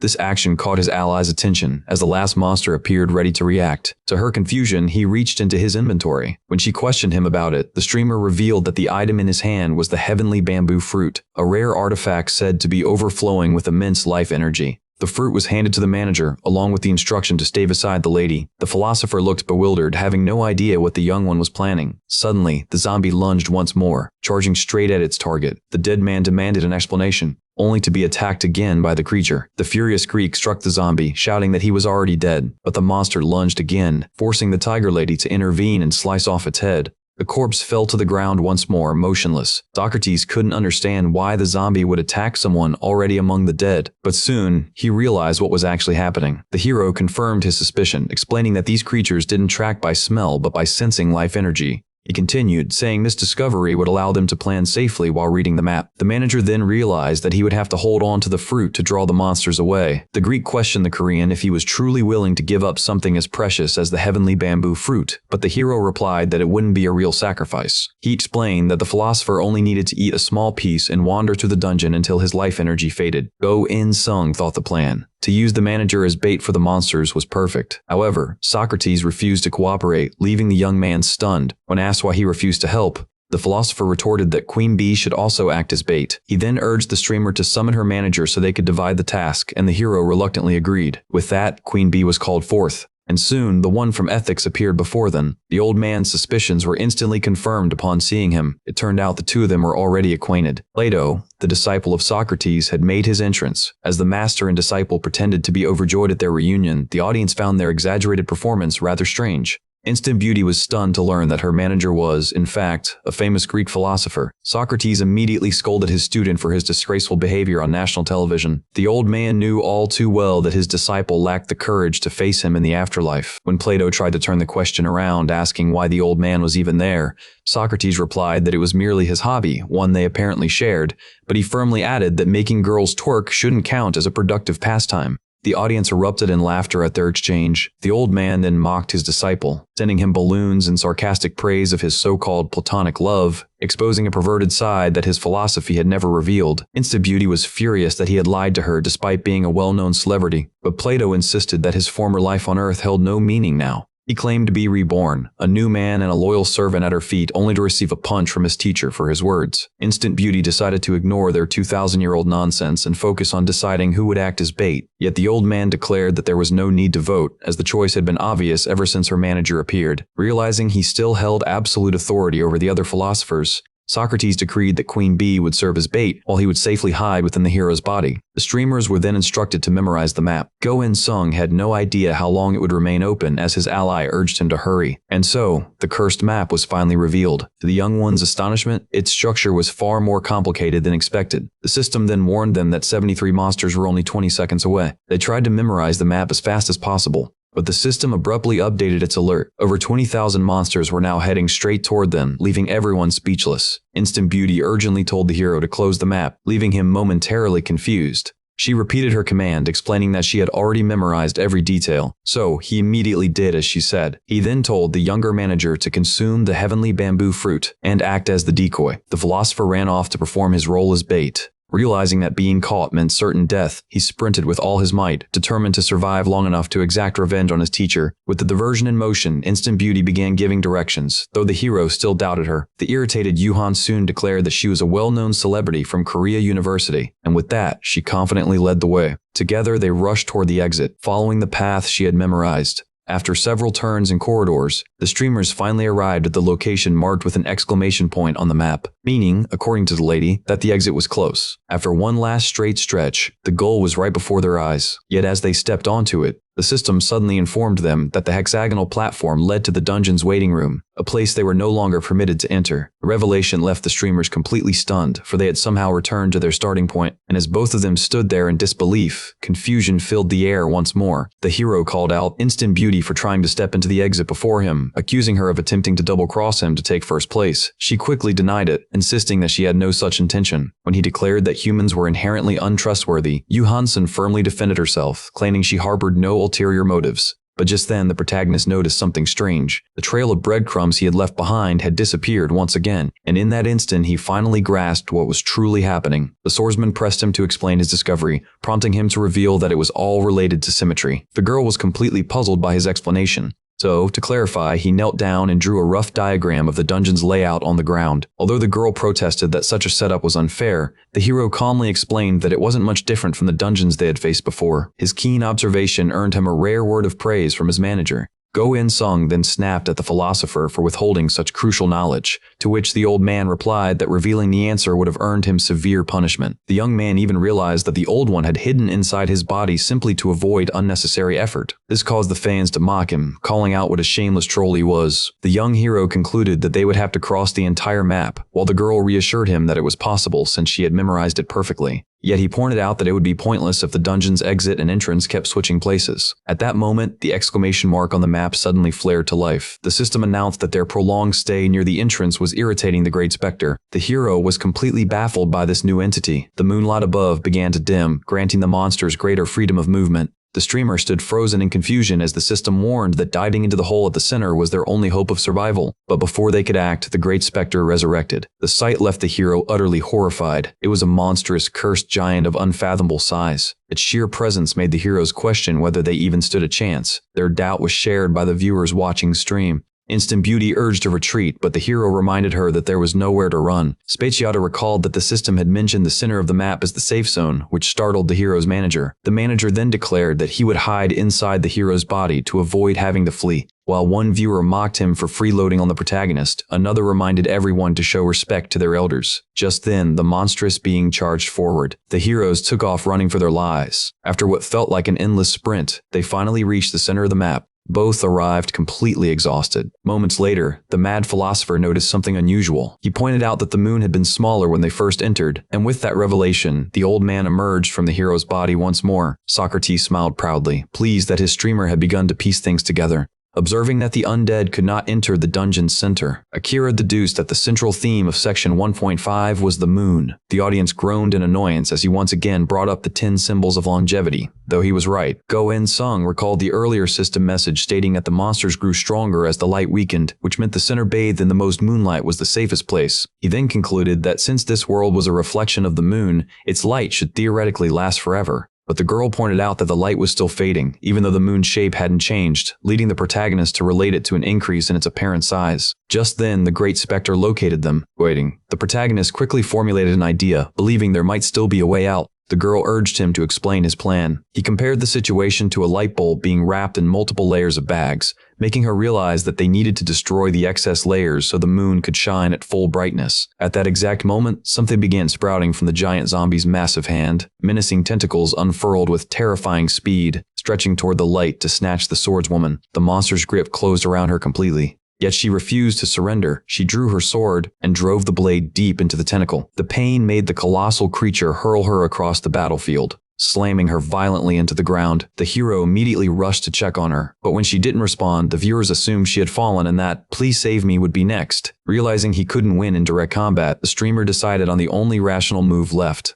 He aimed his spear toward the moon high above and prepared to throw it. Gathering every ounce of strength he had, he launched the weapon with all his might. The spear soared upward into the sky, but just as it seemed about to reach the moon, it suddenly lost momentum and plummeted back down. Go-In-sung realized he hadn't used enough power, and at the same time noticed that the light was fading even faster. One viewer grimly remarked that this might be the end of the "Please Save Me" stream. Socrates advised him to purchase the indestructible spear, prompting the desperate young man to beg the philosopher to buy it for him instead. The old man refused, saying he wasn't someone who spoiled his streamer without reason, while the hero panicked as the Great Spectre loomed closer. The philosopher, utterly unfazed, scoffed that he wouldn't waste money on foolish ideas, and that unless the hero came up with a genius plan, his end was near. With his friend down and no weapon left, the young man found himself cornered. So, in a desperate final attempt, he hurled his remaining weapons straight at the monstrous foe with all his might. The viewers gasped as the spear pierced through several of the creature's enormous tentacles. The weapon continued flying, striking toward the undead's skull, only to shatter upon impact, exactly as the audience had expected. For the Great Spectre was no ordinary being. With his primary weapon destroyed, the spearman stood defenseless. The monster retaliated, unleashing another wave of deadly tentacles. But the protagonist refused to give in so easily. He narrowly dodged each incoming strike at the last possible moment, landing right beside the unconscious Instant Beauty. Go-In-sung quickly snatched her indestructible sword and used it to hack through one of the monstrous limbs. The viewers erupted in excitement, watching their beloved streamer fight for his life as parts of his body were being torn apart. The Great Spectre entered a frenzy, consumed by rage. The audience could feel its fury through the screen.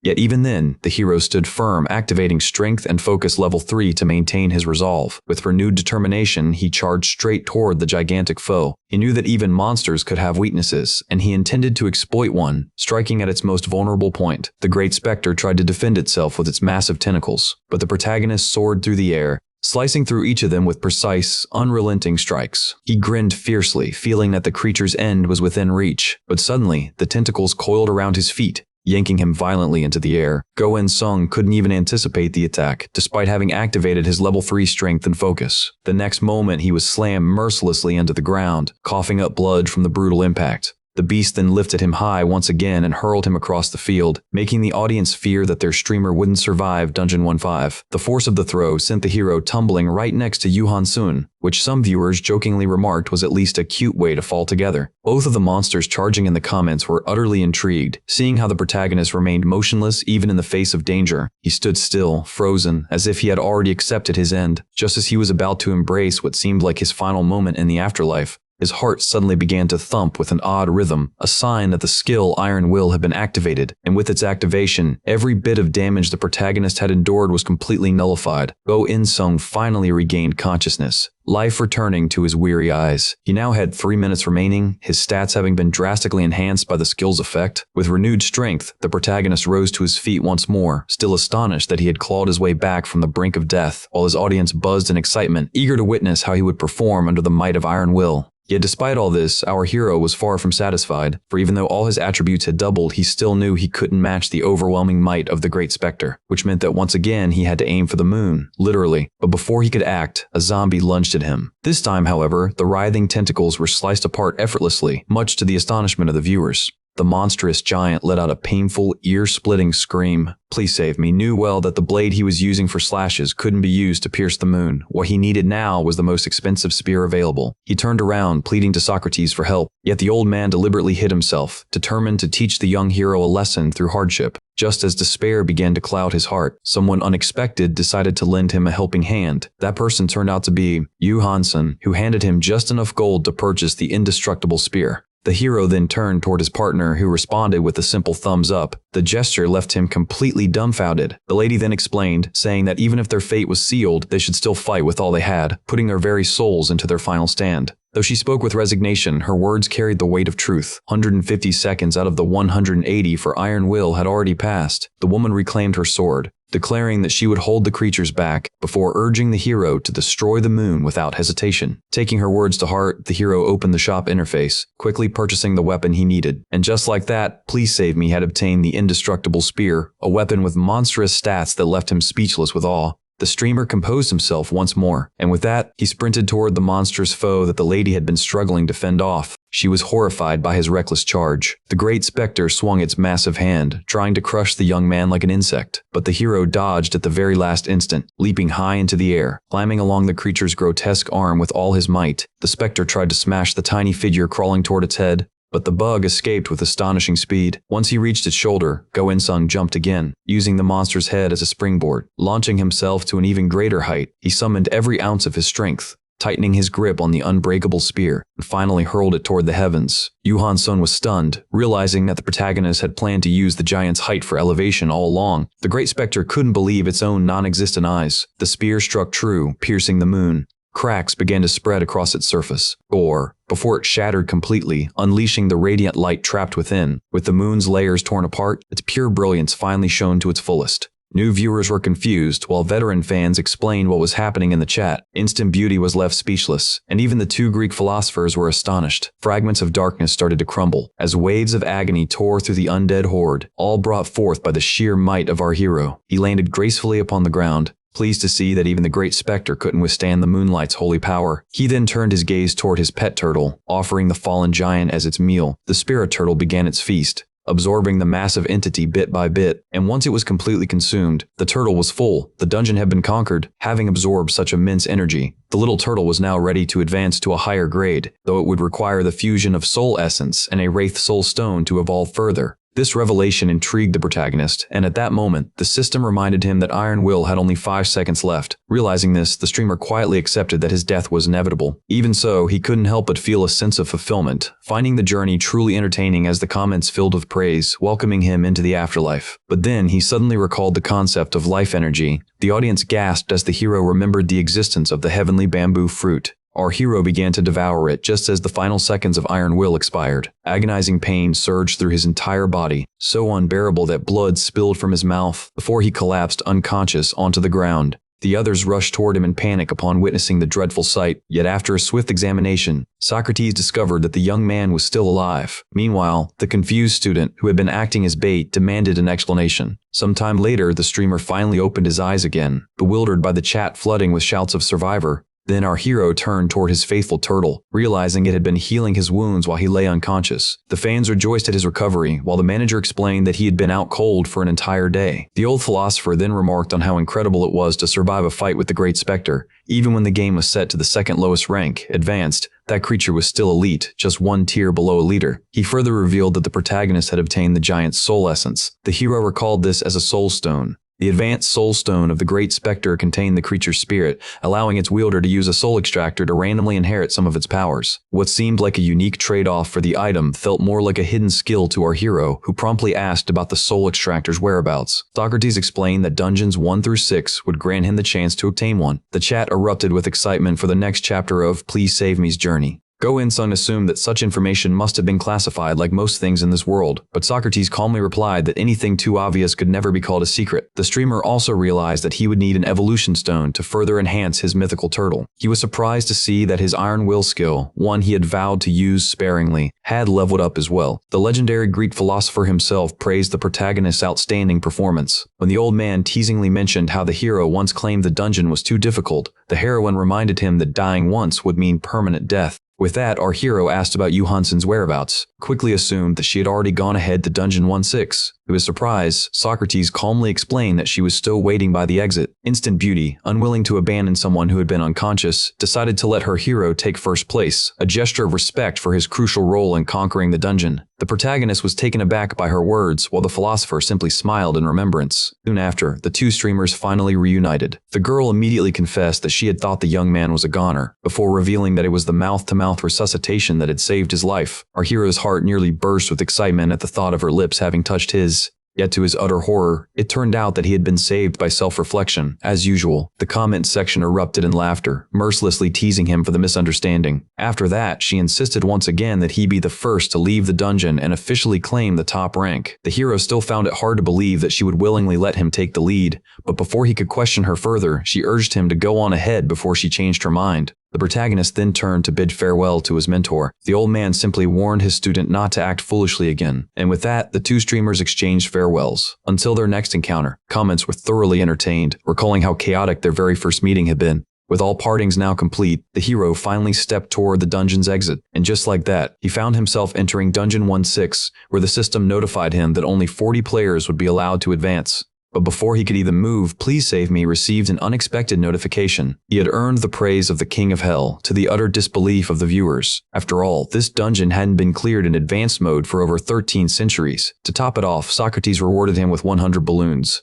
leaving the audience in collective astonishment. A new message then appeared. For being the first among 50 challengers to clear Dungeons 1 through 5, you have earned a 50% discount coupon in the shop. Now faced with a choice between a blue door and a red door, both equally favored by his audience, our hero decided to follow their suggestion, thinking his selection wouldn't matter much. Just like that, he entered Red Town, where he could access the shop. Go-In-sung couldn't help but feel uneasy. Everything around him was painted in unsettling shades of red. Deciding to take a break, he placed his spear into the inventory, letting it rest for now, as this new dungeon felt completely alien. Suddenly, the door swung open to reveal a strange-looking man. The man's eyes locked onto the protagonist, and without warning, he lashed out at him. The audience immediately recognized this figure, the main boss of this dungeon, known as the Soft Giant. The enormous man charged straight toward our hero, who couldn't help but marvel at the giant's immense size, and was even more shocked by the speed at which the towering figure closed the distance. The protagonist barely managed to dodge the giant's powerful punch in the nick of time. Trying to reason with the man,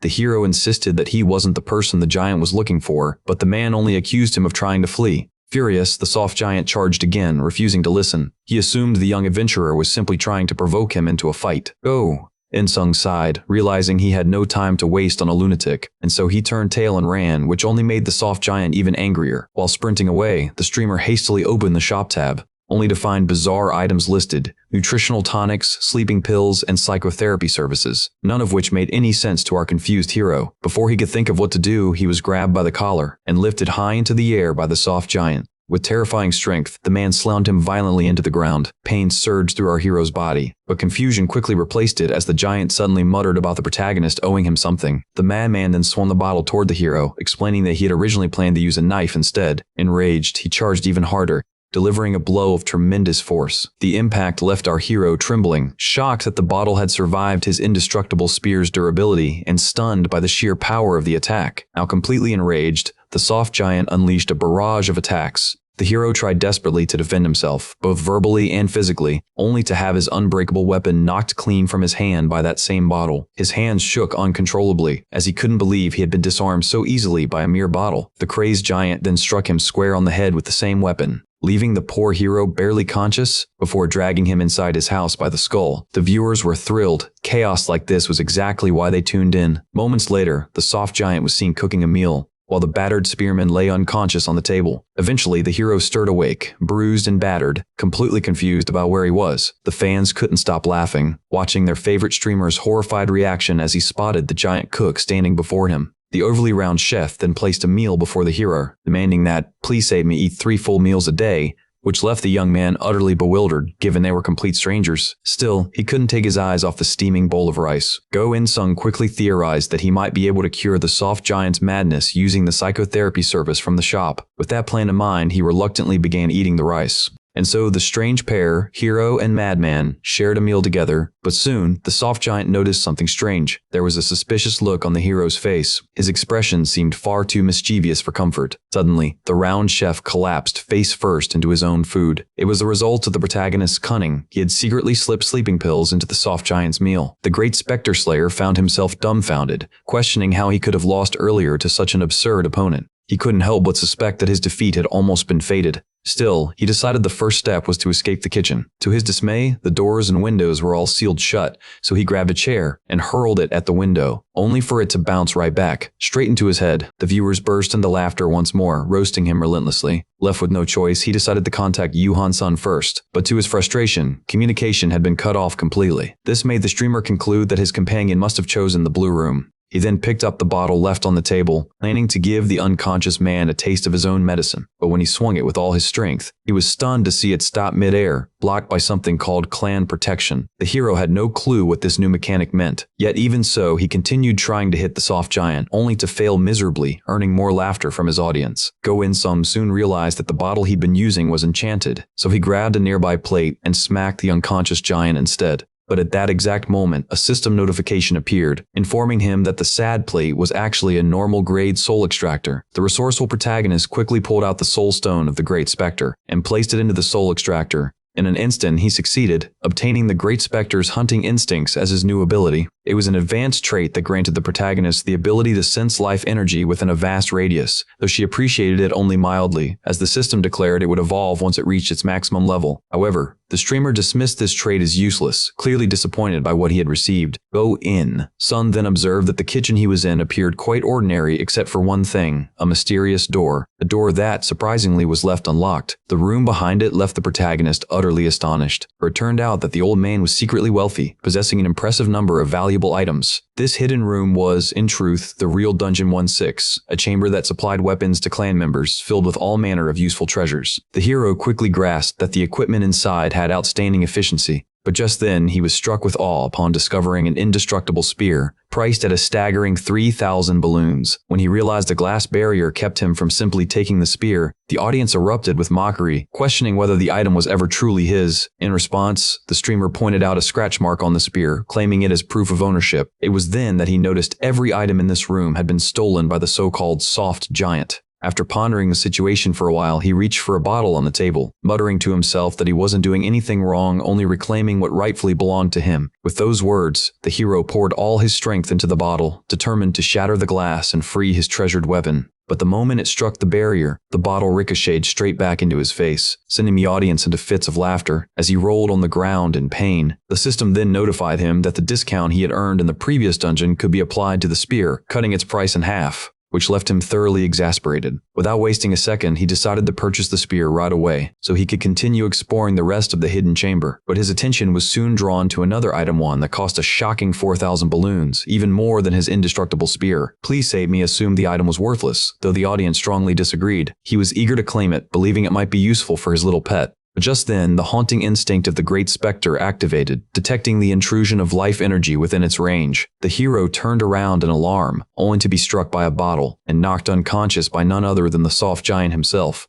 Sometime later, the oversized cook ordered the young man to finish his meal or face another plateful. When Go-In-sung protested that they had already eaten fried rice the day before, the giant calmly replied that they would be eating it again the next day, before firmly declaring that the hero would eat the same meal for the rest of his life. The young man suggested adding some variety to their diet, which only enraged the old man, who expected gratitude rather than sass. Seeing the elder's anger flare, the protagonist wisely decided to eat his meal in peace. By that time, Please Save Me had already spent 2 long weeks with the soft giant. The young man asked if they could eat from separate plates, but the fat one refused, suspecting he'd once again been drugged with sleeping pills. Now the time for action had come. The hero offered to do the dishes, only for his captor to insist that the kitchen was his own responsibility, and ordered the protagonist instead to clean the floors. Without complaint, the young man immediately got to work, and while doing so, he received a system alert that another user had entered Dungeon 16. Meaning he had to escape immediately, for 5 other contestants were now inside. The overgrown cook grew irritated when the hero asked about dinner, and that irritation turned into fury as the young man repeated the question. The viewers found it hilarious, watching as the protagonist deliberately provoked his captor just to know what was for dinner, even though he already knew the answer. With that done, the streamer refocused his thoughts on the situation. By observing his captor's actions, he finally understood the method required to open the locked door. He also reflected that the other village would have made more sense as the symbol of longevity,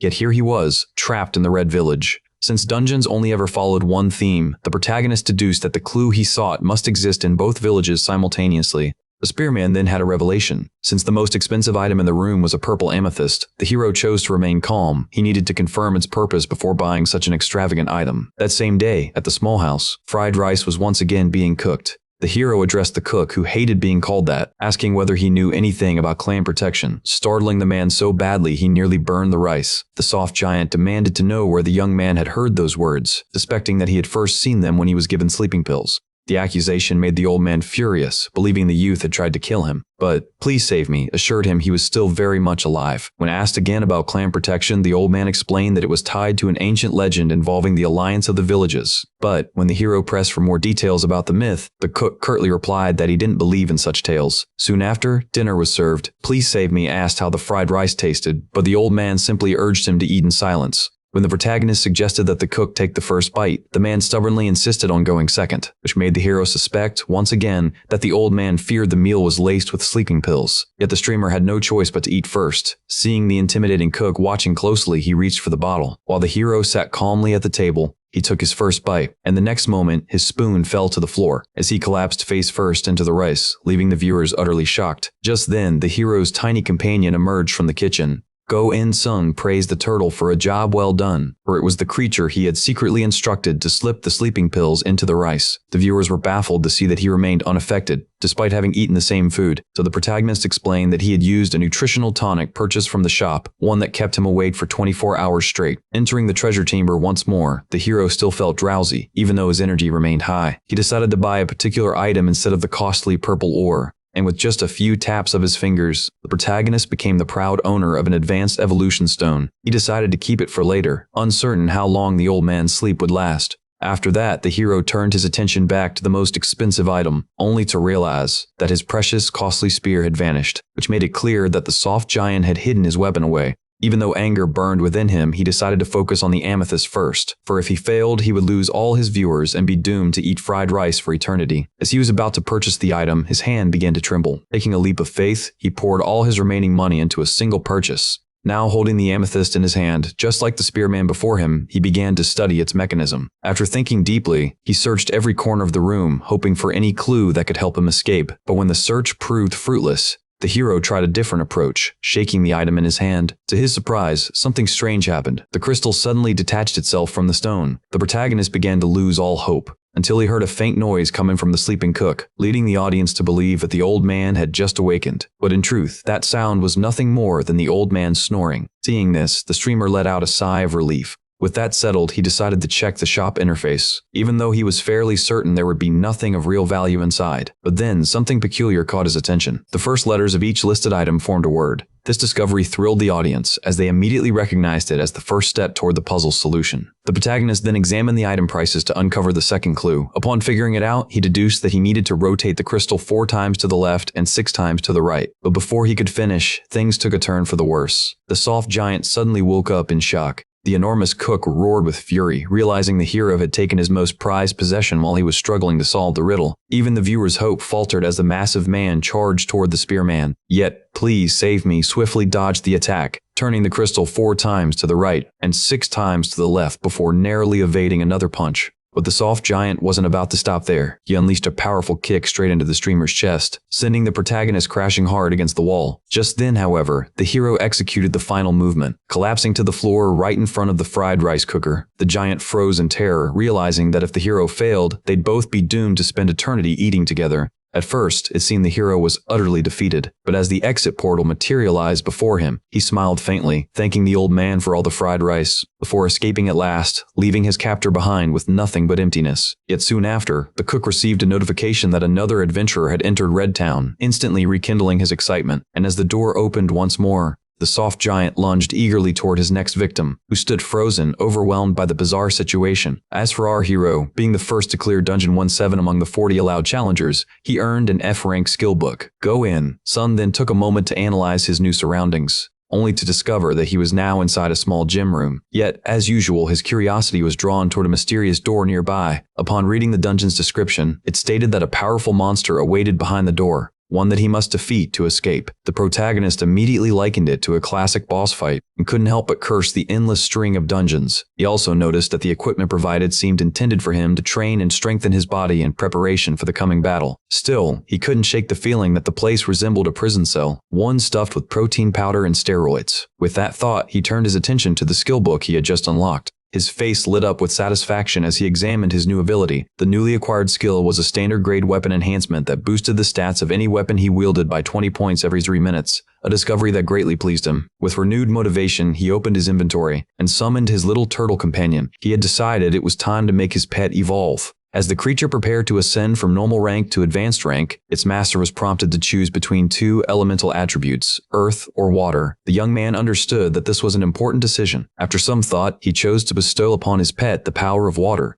With that, the evolution stone activated. The tiny turtle began to glow and transform, evolving into an advanced creature imbued with aquatic energy. The hero wondered if his companion would remain small, but the system warned that the evolution would be cancelled if it grew exhausted. And just like that, the little turtle's form changed, gaining the ability known as the Wave of Life, which allowed it to manipulate water like an extra limb and summon holy water through a divine skill. Go in. Sung was overjoyed to see his tiny partner grow stronger before his eyes. The audience couldn't help but compare the creature to Squirtle from Pokemon, both being water-type turtles. When asked why he chose that evolution, the spearman simply explained that water was the most fitting element for a turtle. After the evolution was complete, the little creature returned to his inventory, but suddenly, a new notification appeared. It was a message from another streamer, its sender tagged with something called One Hub Next. In it, a girl introduced herself as Un, a member of the Blood Clan, the #1 guild officially recognized by King Hades I that had apparently been watching him from the very beginning. The mention of such a guild left the hero stunned as he continued to read. The message explained that he could receive it only because he had once stayed in the Red Village, which was under the Blood Clan's jurisdiction. Upon reading this, the hero finally understood why he had encountered the clan's protection mechanism in the Red Village. Un went on to reveal that every guild within the dungeon was desperate to escape, and she wanted him to join their cause. She also explained that anyone who successfully cleared dungeons 1 through 10 would gain access to the One Hub, a place where direct communication with the Blood Clan was possible. Go in. Sung turned to his audience, asking if the Blood Clan was truly that famous. Their enthusiastic reactions and the flood of generous donations made the answer obvious. According to his fans, even Yu Han Sun, who resided in the Blue Village, was likely being contacted by them as well. Still, the hero decided to set that matter aside for now and focus on what lay ahead, which was clearing Dungeon 18. But at that very moment, the life energy sensor he had obtained from the Great Spectre suddenly activated. The hero's heart raced as he sensed a monster lurking in the next room. According to the system, it was a weak manticore in deep slumber, and once he entered its domain, he would be trapped inside for 5 full minutes. And with that warning, he was teleported into the creature's chamber, much to the viewer's frustration, who realized the door outside had only been for decoration. Upon arrival, the hero stood frozen in disbelief. Before him loomed a massive beast with the face of a lion and enormous wings, and the venomous tail of a scorpion. The streamer was stunned by how ironic the creature's name sounded, while Socrates sent a donation, teasing him for freezing up. In a panic, the young man opened the shop menu, only to find it stocked with water, bread, a shovel, some animal feed, and protein powder. These pitiful options left the hero utterly disappointed, while the audience burst into laughter, mocking him for thinking he'd find powerful weapons in front of such a massive monster. It made him long for the indestructible spear he had lost in the previous dungeon. Instead, he was stuck with these useless tools. With no other choice, the spearman prepared to fight with whatever he had. Fully aware that he'd need to stay sharp, he began moving cautiously, tiptoeing across the arena, studying the monstrous adversary from every angle. But when he saw the creature's nose twitch, the spearman nearly felt his soul leave his body. A moment later, the weak manticore sneezed violently, showering the hero with mucus and saliva, much to his disgust. The audience, of course, found it hysterical. Go-In Sung summoned all his focus and strength, shaking off the sticky mess in a display that deeply impressed his fans. And by using his skill, he also managed to shake off his doubts, clearing his mind to think clearly once again. Soon, he noticed patches of growing weeds scattered throughout the strange arena. The plants were damp with humidity, hinting at a hidden connection. A viewer then sent a donation, urging the spearman to challenge the manticore head-on, as 3 minutes had already passed. Yet the hero firmly decided to wait out the remaining 2 minutes, using the time to calmly devise a strategy for defeating the beast. However, the person who made the donation was forcibly expelled from the channel as punishment for violating the system's labor command. This left our protagonist bewildered, especially after his audience explained that anyone who ignored a donation order would be forced into labor. It was then that he truly understood the strange rule governing these donations. Just at that moment, the one who had invited him into the Blood Clan appeared in the comments section. Meanwhile, the massive creature that had been lying dormant suddenly stirred awake. Its eyes opened wide, only to spot a new prey trapped inside its cage. The caged manticore immediately unleashed its razor-sharp claws. This sudden movement made our protagonist snap to alertness. He narrowly dodged a fatal blow at the very last second. From there, our hero sprinted for his life, while Lin sent a donation of 100 balloons, officially joining his fan club. The spearman could feel the creature's menacing presence closing in behind him. Once again, he evaded another vicious strike as the audience anxiously noted in the chat. They reminded him that he only had 1 minute left, unsure if he could actually last that long. "Please save me," he cried, running desperately through the dungeon. To him, this was far from entertaining. It was pure survival. "All you have to do is find its weak spot and turn back fast," he muttered under his breath. With that thought, the spearman shifted direction, trying to outmaneuver the lion-faced monster. Just like that, the flank of the beast, the weaker side, was exposed. The spearman quickly adjusted his footing and stance. Then he activated his weapon enhancement skill, channeling energy into his spear. The man who had once received a philosopher's blessing grew arrogant, believing himself worthy of the title Moonbreaker, pouring every ounce of strength and determination into one powerful thrust. He was stunned when his spear failed to even scratch the monster's steel-like body. The audience, however, found the failure incredibly amusing. Predator glared at its prey with dark, bloodthirsty eyes. It swung its massive claws again, sending the protagonist crashing down into the ground below. The beast showed no mercy. Our hero was completely cornered, unable to retaliate. Bored from his wounds and pain clouded his senses. He realized that escape was his only option if he wanted to survive the manticore's onslaught.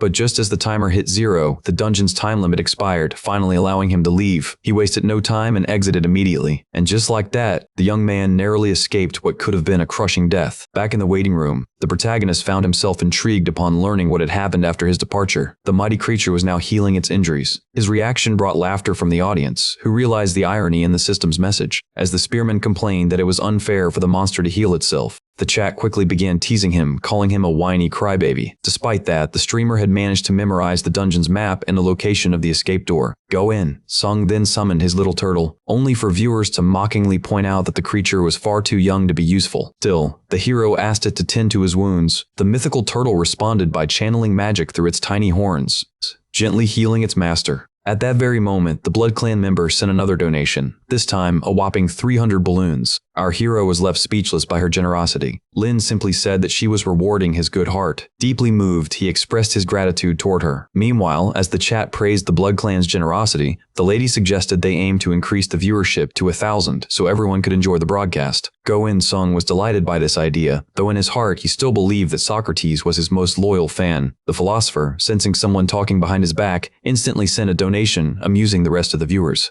The Blood Clan member then teased him, asking if he truly was a loyal fan despite being the manager. In response, the Greek philosopher made yet another generous donation. He proudly declared that he had been the greatest supporter before Lin's arrival, though she kindly asked him to be moderate given the poor economy. Our hero could sense a rivalry brewing between the two. And sure enough, Socrates made another massive donation, proclaiming he wasn't afraid to spend for his favorite streamer and claiming the title of #1 fan. The spearman's stats immediately increased by 1%, filling him with sheer delight, and overwhelming joy followed soon after. Shortly after that, he began a workout session, bench pressing heavy weights. Once his chest routine was done, it was time for leg day, and the gym bro started performing deep squats. When he finally hit his limit, our hero set the barbell down, satisfied with both his pump and the completion of another solid set. Go in. Sung gulped down a scoop of protein powder to recover, and right after that, he received yet another donation from the Blood Clan member praising his hard work. The hero humbly thanked her, while the chat commented on how long he'd been working out without rest. Afterward, the spearman decided it was time to return to the Manticore's lair. His plan was simple yet daring. Step 1. Build up strong, beautiful muscles. Step 3, and the final step, was to use that strength to sprint toward the exit, though he couldn't help but notice a strange, useless shovel available in the shop. Determined nonetheless, the young man prepared to execute his plan without hesitation. He entered the arena once again, only to find himself standing face to face with the towering monster. Doubts crept into our hero's mind about the soundness of his plan. Even so, he chose not to falter and to see it through to the end. The Manticore lunged at him in a blur of motion. In that moment, the hero reached into his inventory, pulling out something special meant for this very creature. With a quick toss, he threw the advanced feed into the arena. For a second, panic seized him, until he saw the monster devour the feed instead of him, filling him with relief. A viewer in the chat even joked, asking if the giant monster could be tamed as a pet. Go in. Sung silently thanked that user, realizing this was his chance to dash toward the escape door with everything he had. But just as he took his first step, the lion-faced beast turned its gaze toward him once again. Terror froze him in place. He realized that the Manticore had exceptional perception, and desperately prayed it would just keep eating peacefully. To his immense relief, the creature resumed its meal. He then noticed that the beast was eating more slowly than before, likely because of its bad teeth. Unfortunately, the sound of his breathing caught its attention again. He froze on the spot once more, paralyzed by fear. But in the end, the streamer decided he'd had enough. He bolted toward the exit with all the strength he had left. But the beast's speed was astonishing. It effortlessly slashed across his back, sending him tumbling straight through the exit door. Go In Sung gasped, claiming that had he hesitated even a moment longer, he would have joined the ranks of the dead. This prompted the spirits of the deceased to mock him, reminding him that he was already standing within their domain. Yet just then, our hero noticed something strange. There was no exit door at all, leading his audience to assume he had miscalculated his deduction. Before he could make sense of it, the giant creature spotted him once again. But our hero felt a wave of relief upon realizing that the Manticore was too large to fit into the narrow room. Goals. Believing himself safe for now, he summoned his pet turtle, asking it to heal his wounds. The viewers immediately pointed out what a reckless idea that was, because the beast wasn't finished yet. It unleashed a fierce breath of fire into the chamber, startling both man and turtle alike. As the hero began to grumble about how unfair this ability was, he suddenly realized, to his horror, that his hair was on fire. Some of the audience panicked, genuinely worried for him, while others couldn't help but laugh at his fiery misfortune. When the Manticore began charging another fire breath, the spearman was paralyzed with terror. Desperate, he hurled more advanced feed to divert its attention. The curious monster immediately turned away from him, abandoning its prey to savor the treat. With his head still burning, our hero screamed at his pet to evolve, and fast. The system flooded him with notifications about the evolution process, but in his agony, he ignored them and demanded it to accelerate. At last, the turtle evolved, and its master urgently commanded it to extinguish the flames on his head. With a swift burst of water magic, the fire was finally put out. Later, back inside the arena, our terrified Humpty Dumpty crouched trembling near the wall, doing everything he could to stay silent and avoid the great beast's wrath. Each time he was discovered, he resorted to the same trick, throwing more advanced feed to save his life. Shortly after, in the waiting room, our now bald hero broke into tears as he stared miserably at his reflection. His audience, of course, mocked him relentlessly for his new haircut. Then, the philosopher sent a small donation, claiming to know a method to regrow hair. Go in. Sung's face lit up with hope, only to twist into frustration when he realized the old man was joking. The philosopher teased that the solution was to revisit Dungeon 1 or 2 and find the same elixir he'd once used to grow bamboo. With that, our hero's last shred of hope vanished. But the moment he touched his head, he winced in sharp pain, remembering that his scalp was still burned. His little turtle began to gently lick the wound, trying to soothe and heal it. Go In Sung, having grown tired of endless dungeon challenges, felt that his enemies weren't even getting stronger as the system claimed. The environment also seemed lifeless. The air dryer, the weeds withered, leading him to suspect that the Manticore had changed in some way without his notice. The spearman found this dungeon particularly difficult, with no apparent clue on how to escape. Just then, a Blood Clan member reminded him that he possessed the amethyst. This caught our hero completely off guard. But once the explanation sank in, he felt relieved and grateful. Centering himself, he focused all his strength and willpower. The amethyst glowed, calming his mind and restoring his energy. Rejuvenated, our hero marched back into the monster's den to finish the game. And that's it for this video. Thanks for watching. See you in the next one. Bye. The narration echoed as if ending a stream. The audience, impressed by his composure, credited his calm demeanor to the amethyst's influence. And just like that, the bald warrior felt sure of victory. He quickly searched his inventory, planning to distract the monster again with advanced feed, but to his shock, he realized he had completely run out. This meant he had no way left to divert the manticore's attention. He tried to purchase more from the shop, only to be reminded by the system that store access was disabled inside the arena, and so the poor prey was left completely defenseless before his powerful predator. Panic took over as In-sung could do nothing but run for his life from the furious manticore. The hero barely dodged a lethal strike that grazed past his head before quickly readjusting his position, his entire body trembling as the massive beast unleashed another scorching blast of fire. He dropped flat to the ground, barely avoiding having his bald head turned into a boiled egg. Go In-sung, who only wanted to gather materials this round, began to wonder if he could actually survive the entire recall timer. Suddenly, the great specter trait within him activated, signaling the presence of a life vessel nearby, something that deeply puzzled him, but the reminder of danger snapped him back to reality. He was still in the middle of a battlefield. Without hesitation, he sprinted again at full speed, running for dear life.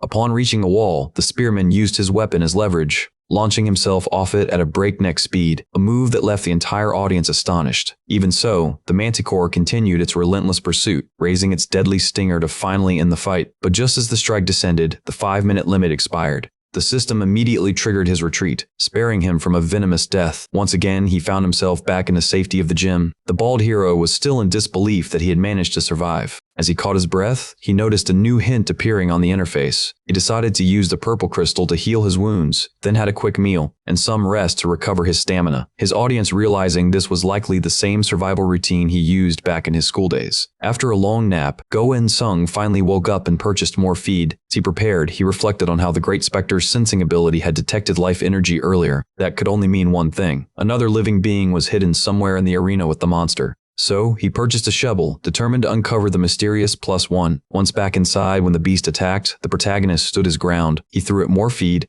successfully distracting it once again. With that window, he tried to recall exactly where his special trait had activated, and sure enough, it triggered again. Without hesitation, he began digging at the marked spot. Guides, believing that the shovel's true purpose was to reveal the hidden life force underground, but to his shock, the soil was even more lifeless than before. Meanwhile, he noticed the ferocious monster finishing its latest meal. Thinking fast, he tossed it more feed once again, keeping it occupied while the audience burst into laughter, mocking the great beast for still acting like a giant house cat at heart. With that, the young man continued to dig without rest, even as the comment section was once again overflowing with their usual ridiculous chatter. The protagonist kept swinging his shovel, pouring all his remaining strength into every strike, and once the hard work was done, it was time for a well-earned protein shake. 3 days had already gone by since the moment he first picked up that shovel. The monster above didn't seem to care about his actions, as everything was taking place far beneath the ground. The weary Go In-sung had misjudged just how far his special trait could reach, but after a bit more digging, the sound of metal striking something solid echoed through the tunnel. He had finally uncovered another vessel of life force. The hero immediately started clearing the dirt around it, and when it came into view, the egghead was utterly dumbfounded. But what he found was the legendary immortality herb, a plant that drains all life energy within its range while aging its targets, and the effect weakens the farther one is from it. The description left the protagonist in awe, but that feeling didn't last long. His hand holding the herb began to wither and wrinkle rapidly. Alarmed, he tossed the rare item away at once. Go In-sung was horrified to see his hand aging so drastically before his eyes. He quickly used his purple crystal to restore his limb to its original state. It was only then that he received the notification. A new username, Hubbard, had entered this level. The news caught him completely off guard, as this name had never appeared among the leading ranks in previous dungeons and had somehow surpassed even Hansen. The viewers, excited by the newcomer's arrival, began comparing him to Agro, saying he'd make an excellent commissioner. Out of courtesy, our hero decided to welcome Hubbard. Meanwhile, in the waiting room, the general himself realized he needed to build more physical strength before accessing the next level. But at that very moment, he received a message, a greeting from the hero himself. The general was delighted, honored to be contacted by the top scorer of the previous dungeons. The protagonist, in turn, was intrigued when the general congratulated him for passing. The chat found the exchange hilarious as Hubbard suddenly declared his intent to take the protagonist as his disciple. Hauer and Tree Baldhead quickly intervened to cut short this pointless conversation. While the general joked that newcomers these days weren't very sociable, having said that, he decided to end his playful banter. Back in the underground cavern, a member of the Blood Clan praised the hero for successfully finding the immortality herb, acknowledging how difficult it must have been to locate. The streamer wondered aloud if this item was truly as precious as it sounded, but the viewers reassured him that it was an exceptionally rare item with many applications and could be sold for a fortune. Realizing this, the bald-headed hero deduced that the entire dungeon must have been built around the herb itself, meaning it was likely the key to his escape, so he took out his purple crystal once again and carefully place it in his pocket to maintain its link with his body. Now came the most dangerous part, as he reached for the immortality herb that aged everything it touched, and lifted it from the ground, stunning the onlookers in the chat. Suddenly, the streamer opened a container, and when he grasped it barehanded, he was overwhelmed by the surge of power radiating from it. Thankfully, the amethyst crystal he carried helped keep most of his body youthful despite the herb's influence. The protagonist then took hold of his shirt and tore off a piece of it. Meanwhile, back at the tunnel's entrance, the young turtle emerged first, sensing no immediate threat. Its master soon followed after. Yet Go-In-sung noticed that the enormous beast was nowhere to be seen. That's when the hunting instinct of the Grand Spectre suddenly flared, alerting the young man that something was approaching from behind. The terrifying weak manticore was attempting to ambush him, but the bald-headed warrior reacted instantly, startling the lion-faced creature with a strike from his modified spear. The monster recoiled and leapt backward. Our hero quickly realized that the immortality herb, now attached to the spear's tip, instilled fear even in the manticore's heart. He then muttered that life itself seemed to be fading from this arena as time passed, and that the monster was only getting stronger, feeding on the energy absorbed by the herb buried deep beneath the ground. The great beast unleashed a fiery breath, yet the hero stood firm, commanding his turtle to counter with water. Just like that, a massive water blast erupted, colliding head-on with the creature's blazing fire. The viewers were thrilled, comparing the clash to an epic Pokemon battle, and as the flames were extinguished, the comment section exploded, urging the hero to strike while the opportunity was perfect. The manticore lunged straight toward him. The protagonist activated his strength and focus skills in response. Go-In-sung now fully understood that. The monster's slow attacks came not from weak teeth but from its scorched throat. With that realization, he enhanced his spear using his weapon upgrade ability and hurled it with full force toward the monster, aiming for the decisive blow. The weapon pierced straight through its open mouth, causing the creature's body to wither away. Baffled hero could only watch as the manticore's flesh dissolved, leaving behind nothing but a bare skeleton. With the battle over, our hero retrieved his spear, pulling it free from the jaws of his fallen foe. A faint blue energy lingered inside the creature's mouth. Just like that, Please Save Me's overall stats increased as he absorbed the monster's spirit essence. Once the process was complete, the hero was filled with joy. He then noticed something lying near his feet, and when he picked it up, it turned out to be the toe bone of the weak manticore, an advanced item famed for its lightness and durability. The bald adventurer was also thrilled to find that both his weapon enhancement and strength and focus skills had leveled up. With that victory, the gate to the next dungeon opened. The calm yet determined protagonist began to move forward once again, ready to conquer yet another dungeon. And just like that, our hero earned a rank skill book as the first among the 30 challengers to clear dungeon floors 1 through 8. Meanwhile, Humpty Dumpty couldn't help but start bragging about his. The genius smugly claimed that his brilliance was the reason he always took first place, even as he ran his hand over his non-existent hair. But just then, he sensed something peculiar. Before he knew it, he stumbled backward, landing on his back as something unusual caught his eye. Go-In-sung found himself surrounded by deer. The goal of this level was to keep at least 60 of them alive for 6 whole days until the exit revealed itself. The area was nearly twice the size of the weaving room from the previous dungeon. The protagonist quickly realized that this dungeon revolved around the deer, one of the 10 sacred symbols. The egghead knew full well that the hexagonal pattern in front of him would turn into the exit after 6 days had passed. Only one question remained: why one of the deer kept rubbing its antlers against him. Just as he reached out to pat the creature, Humpty Dumpty got struck right where it hurt most by the deer's sharp horns. He collapsed onto the ground, clutching himself in pain while cursing from the depths of his soul. The hero grumbled in frustration, as this dungeon seemed determined to target every part of his body. The spearman attempted to reason with the herd, only for the animals to suddenly scatter in all directions. While he stood there, confused by their strange behavior, the audience quickly pointed out that it was probably due to his awful smell and that he desperately needed a shower. Go-In-sung felt deeply insulted by their blunt remark, though the chat straightforwardly told him to pause the stream before washing up. As they realized he had been unaware of that function, the viewers concluded that he hadn't taken a single bath since the beginning, making them question Instant Beauty's sense of taste. With that, the stream was briefly paused. The little turtle then used its water ability, spraying a gentle shower over its master. Go-In-sung was extremely grateful that he had chosen the earth attribute, as the fresh water felt surprisingly pleasant. When the stream resumed, the audience immediately commented on his refreshed, look-clean clothes and a glistening bald head. He then tried approaching the animals once more. This time, the deer cautiously came closer. As the protagonist began to gently pat them, the chat jokingly expressed gratitude toward the deer's earlier hostility, since it indirectly forced their favorite streamer to bathe. The hero couldn't help but notice how pitiful the creatures appeared. Then, suddenly, a strange scent hit his nose, one he hadn't noticed before, likely masked until now by his own natural odor. He soon spotted something unusual on the deer. It was a swelling. Many others had the same condition, confirming that this was the disease mentioned in the dungeon's introduction. He realized that his task was to nurse them back to health. The chat began recalling that the survival time in earlier runs was only 4 days instead of 6, noting how difficult it already was back then. As they wondered why the duration had been extended, the hero summarized that the dungeon had become tougher, adding 2 extra days of survival to the challenge. Determined, he checked the shop menu and found that a cure was available for purchase. After a moment of thought, the bald-headed spearman bought a single bottle of the medicine and poured it over the swollen spot of one deer. The swelling vanished instantly, delighting him, though his joy was short-lived, for it took an entire bottle to cure just one deer. He'd need all his balloons to treat the rest. Deciding that buying more wasn't worth it, the chat began calling him out for being cruel toward the poor animals. Go in. Sung chose instead to expand his audience to boost his ratings, so he accessed the TV store, where he could buy recommendation tickets for 100 balloons each, doubling his recommendation rate for 10 minutes. He was 53 recommendations short of reaching his goal, so he purchased the tickets, hoping higher ratings would attract more viewers. The bald-headed streamer began pleading with the chat to recommend his stream,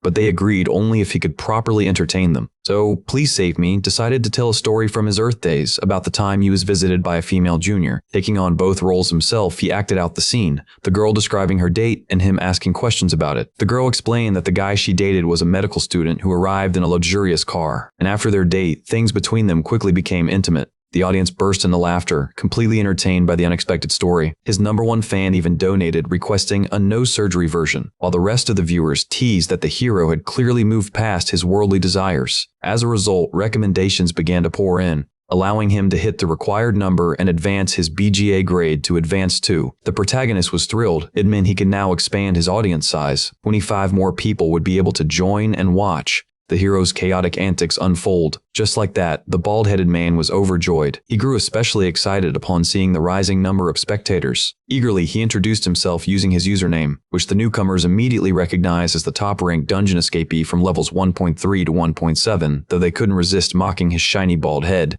The spearman then explained the current mission, to keep 6 deer alive for 6 days. He proudly claimed he would astonish everyone with his upcoming strategy. Reaching into his inventory, he pulled out the immortality herb and the amethyst crystal, leaving the newcomers stunned that such rare items were in his possession. With that, the young man approached a sick deer, placing the crystal atop its head, an herb on its swelling, leaving the chat confused by his method. But moments later, the immortality herb activated its power, and just like that, the little deer was completely healed. The viewers still couldn't quite grasp what had happened, so Go-In Sung explained that these were his special abilities, to the amazement of the audience. Some still questioned it, noting that the deer could still die of old age, but the protagonist confidently declared that Dungeon 1-8 was child's play for him. Then came the dawn of the second day. The hero woke up in good spirits after spending the night. Among the herd of deer having slept soundly for once, he decided to conduct a morning roll call. As he counted each one, he realized there were only 13 left. To his shock, 2 of the deer were lying motionless on the ground. 1 had already perished. Protagonist felt disappointed to lose them so early in the trial. So, acting quickly, he decided it would be wise to cure all the remaining deer immediately. Please Save Me used the purchase cure on those with lighter symptoms, and combined his powerful items to purify the rest. Then came the third day. Our hero loudly announced that he was starting another roll call,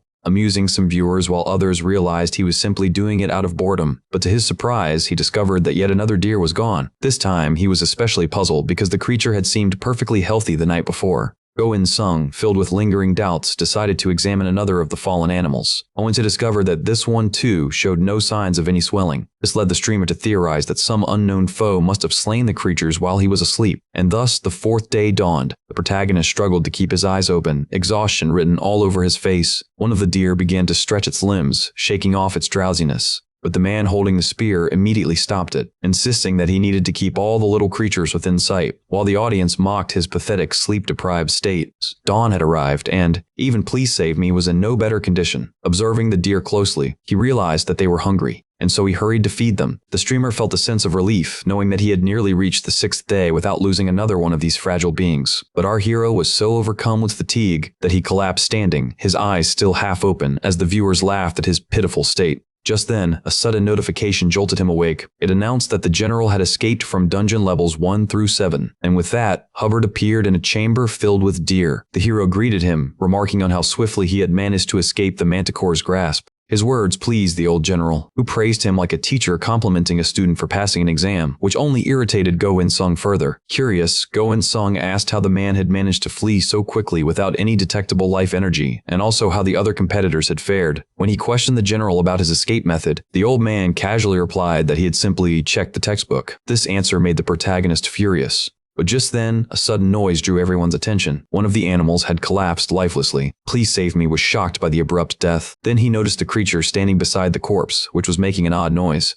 That very creature brushed past another deer, causing it to cough up blood and collapse as well. The sight left the hero frozen in disbelief. Determined to uncover the cause, he examined the culprit closely. To his surprise, the creature turned out to be a goat, not a deer, and its presence there defied all logic. Frustrated that he hadn't noticed an imposter among his herd sooner, the protagonist concluded that the goat could not be allowed to remain, and so he struck it down. The animal fell directly onto the hexagonal pattern on the floor. Go In-sung was overcome with guilt over what he had done. Then a viewer commented that it might be wiser to move the creature's body away from the exit, since it had fallen right over the hexagon. The streamer quickly rushed to relocate it, but to his shock, the goat's body wouldn't budge an inch, which greatly irritated our hero. Some viewers couldn't make sense of what was happening, but one observant commenter pointed out that the goat was a serious problem. When asked for clarification, it was revealed that the goat was a dark omen, and according to Stex TV, this meant something dreadful was about to occur. Even so, our hero couldn't fully grasp the meaning and demanded a clearer explanation. Others in the chat tried to reassure him, saying there was no need to worry. After all, he was still clearly in first place, words that momentarily eased his tension. But then he noticed something strange. The goat's body bore 6 distinct markings, while normal ones only had 4. And with that, the final day finally arrived. The young man was delighted to see that he had managed to save 7 deer in total, so he demanded that the exit be opened. But suddenly, the ground beneath him began to crack apart. A sinister black energy started to leak out from the goat's body, filling our hero with terror and dread. The hexagon had been activated. The bald streamer couldn't comprehend what was happening. The frightened animals scattered in panic. Then, to everyone's astonishment, Dungeon Chaser 3, an operator, appeared on the channel, impressing the viewers as it spoke directly with the protagonist. The streamer realized that operators appearing on channels wasn't unheard of. He then asked the entity if he had made the right choice by killing the goat. The operator responded gravely, informing him that there was a problem, which left the young man deeply uneasy. The operator told everyone to remain calm while he analyzed the situation, leaving the entire audience in suspense. Someone in the comments mentioned that they had never seen anything like this before, to which the hero responded nervously. Then the operator revealed something horrifying. The goat existed only within Go In-sung's room. The revelation horrified him. It meant that none of the other players were facing the same threat. Then, once again, something unexplainable occurred. The chat window abruptly vanished. Dark smoke poured out from the hexagon, terrifying the deer even further. The fallen goat began to emit unnatural noises as twisted, monstrous shapes began to reform around it. The young man trembled in fear. As a creature emerged, its body human, but its face that of a goat speaking in a language no one could understand. Our hero demanded to know what it was. The creature's words were incomprehensible. The trembling streamer found his legs frozen in place, when suddenly the entity made its move and vanished completely, leading the young man to assume that it had been absorbed back into the hexagon. With that, everything seemed to return to normal, and the exit to floor 18 was once again open. Go In-sung dropped to his knees, overwhelmed with relief that it was finally over, as the surviving animals approached him gently. Meanwhile, in another place, with Alice's assistance, a servant bowed an apology to his master, explaining that the ceremony had ended. But the master replied that it didn't matter, and that their focus should now be on finding the one responsible. The king of the underworld, furious over Bahamut's return, commanded his servant Gangnam to capture and bring the creature back, believing it was still weak after resurfacing. Gangnam immediately set out to fulfill his master's orders. The king realized that this situation could quickly escalate into a major issue.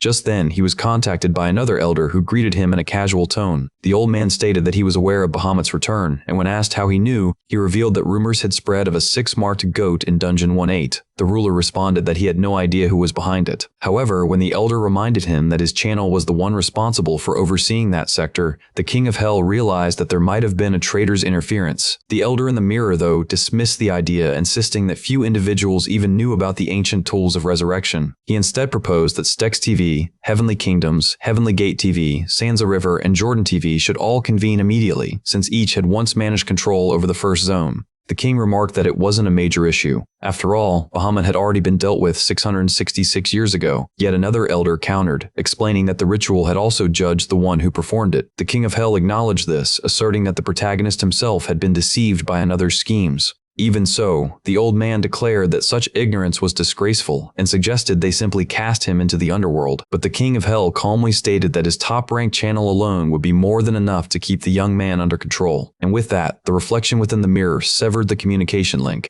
Meanwhile, our hero became the first among 20 challengers to step into Dungeon 19, earning himself an F-rank skill book as a reward. The operator soon informed the protagonist that the system bug had been successfully fixed and that he could resume streaming, while the chat burst into discussion about the incident. Meanwhile, the hero took his time to examine his surroundings. The viewers speculated that the strange phenomena might be connected to Bahamut, an idea that intrigued them given the creature had been vanquished long ago. However, the protagonist resolved not to overthink it, focusing solely on escaping the dungeon as he always did. For long, he decided to descend into a seemingly ordinary well. The dungeon structure was nearly as tall as Dungeon 122. Spotting a suspicious mechanism on the wall, he concluded that this must be where the exit was hidden. With that, the bald-headed man braced himself, activating his physical enhancement ability before making his move. He gathered the full strength of his muscles, propelling himself upward to climb as high as he could, but after reaching his limit, he was forced to drop back to the ground. Still, the maneuver allowed him to memorize the dungeon's internal layout. Please save me then turned his attention to his newly acquired skill. It was muscle enhancement, which boosted his strength by 20%.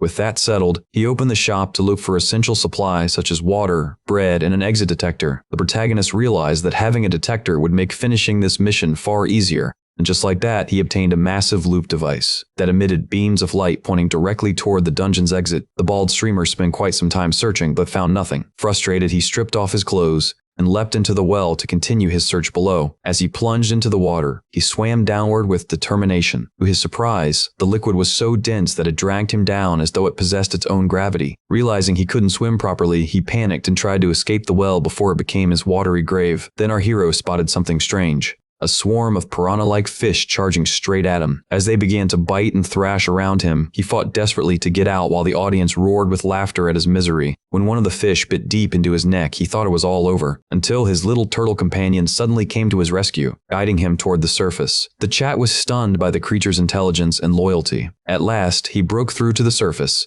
dragging his injured body back to safety. The grateful hero expressed his thanks to his pet, though the viewers teased him, demanding a more heartfelt apology. As his wounds began to heal, he noticed something peculiar. The water itself felt alive. The bald man theorized that this water was akin to the undead from Dungeon 15, reacting to life energy.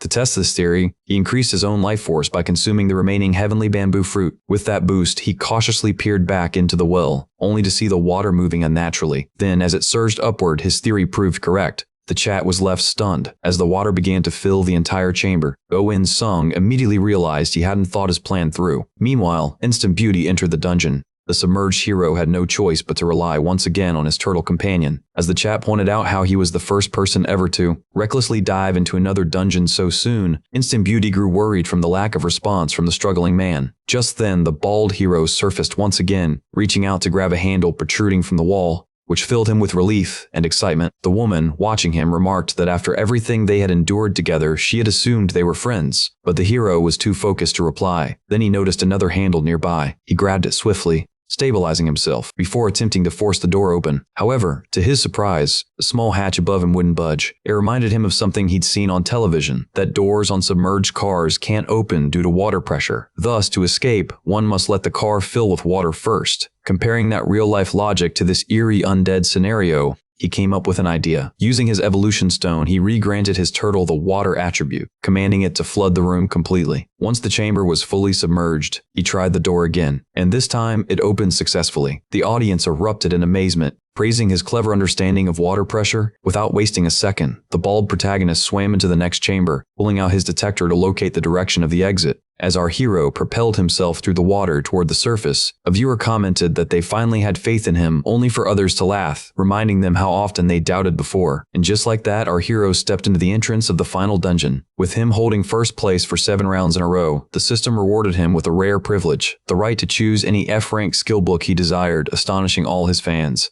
Meanwhile, Go-In Sung couldn't believe what he was seeing. The final dungeon was an almost perfect replica of Dungeon 15, except that there was no moonlight and no other symbols to be found. The area was described as a labyrinth of hidden treasures and lurking monsters, where an everlasting sun restored vitality and where all participants could enter simultaneously. This made him question whether the other contestants would become allies or enemies. Then a new notification appeared, informing him that the audience could now cast votes. The spectators were granted 1 vote per day, each increasing his stats by 100. voted, with a maximum of 10,000 votes total. Feeling that something ominous was approaching, Please Save Me resolved to clear this dungeon as quickly as possible. He then decided to claim his reward, a selectable skill. Opening the shop, he was stunned to find a rare advanced ability listed among the options, an exciting sight that the viewers refused to spoil for him. The skill was called Well of Sacrifice, a power that allowed him to create a barrier shielding all living beings for 5 seconds at the cost of his own life. Realizing that this ability would surely kill him if used, the hero felt utterly devastated, and so he instead chose Forward Dash, which granted every 30 seconds his movement speed received a remarkable boost. The ball-legged fighter decided it was time to put his new ability to the test and dashed forward with determination. The surge of velocity left him astonished at how incredibly fast he had become.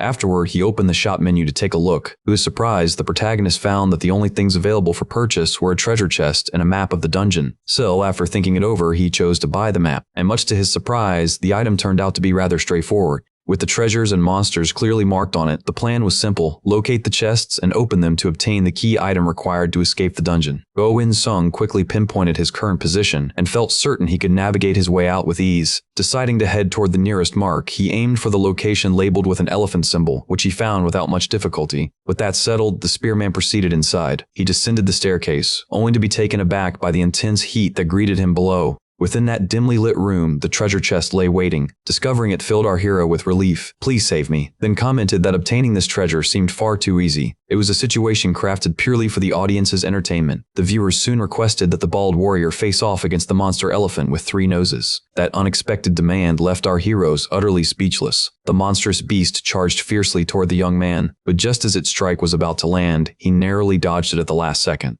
The young fighter quickly steadied himself and aimed his spear, channeling the energy of his newly acquired skill. Then, propelled by momentum, he lunged toward the elephant's back as the audience urged him to grant the creature a merciful death. In an instant, the giant was impaled through the throat. As its blood splattered over the young man's hands, the massive beast collapsed lifelessly to the ground, astonishing everyone watching from the other world. The victory earned him 2 additional votes. And just as Please Save Me began grumbling about how overpowered the monster had been, he suddenly noticed something strange. The elephant had hair. The system then notified the spear wielder about the results of the new ranking. His reward for securing first place was the gift of infinite inventory space. Overjoyed, he couldn't help but smile at his achievement. The chest before our hero contained the very item he needed to finally escape the dungeon, so he swiftly inserted the key, and was delighted to find that the chest held an exit detector. Confident that he'd be the first to escape once again thanks to this tool, Go In-sung was suddenly startled when his life energy sensor began to alarm. The system informed him that the wife of the elephant he had just slain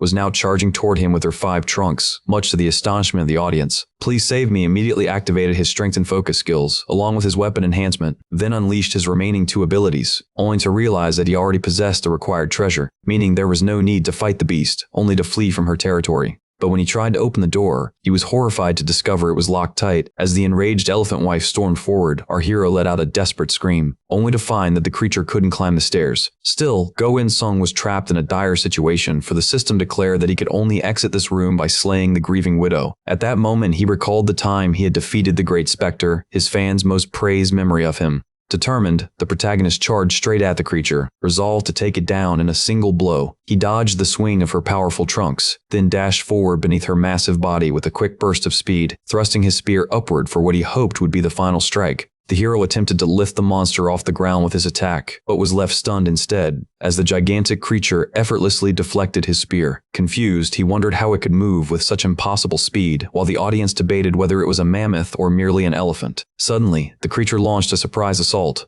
slamming our hero violently into the floor with devastating force. The impact left the protagonist gravely wounded, nearly knocking the breath out of him. This elephant wife was far larger and stronger than her late husband, her grief burning fiercely in her gaze as she charged toward the bald warrior once more. Please Save Me turned and ran for his life, but the beast was relentless, unleashing a flurry of strikes with her powerful trunks that the hero barely managed to dodge at the very last moment. Somehow, the young man managed to retreat safely back to the staircase, relieved that he hadn't met his end beneath the furious beast's blows. Go In-sung then started thinking of a way out, even attempting to break through the ceiling. Yet his efforts were all in vain. As frustration set in, the audience couldn't help but comment on how aggravating these dungeons could be. The young man knew all too well that his only path to escape was to defeat the creature. But before he could act, a notification arrived. The general had entered the final dungeon. Hubbard the general felt so at peace under the sun that he found himself in the mood to compose poetry. After a while, he reached the location marked by the image of a boar. The general was delighted by the lush greenery, fragrant herbs, and the sight of cute rabbits hopping nearby. Yet soon, the streamer sensed something drawing near, which revealed itself to be a charging bull rushing directly toward him.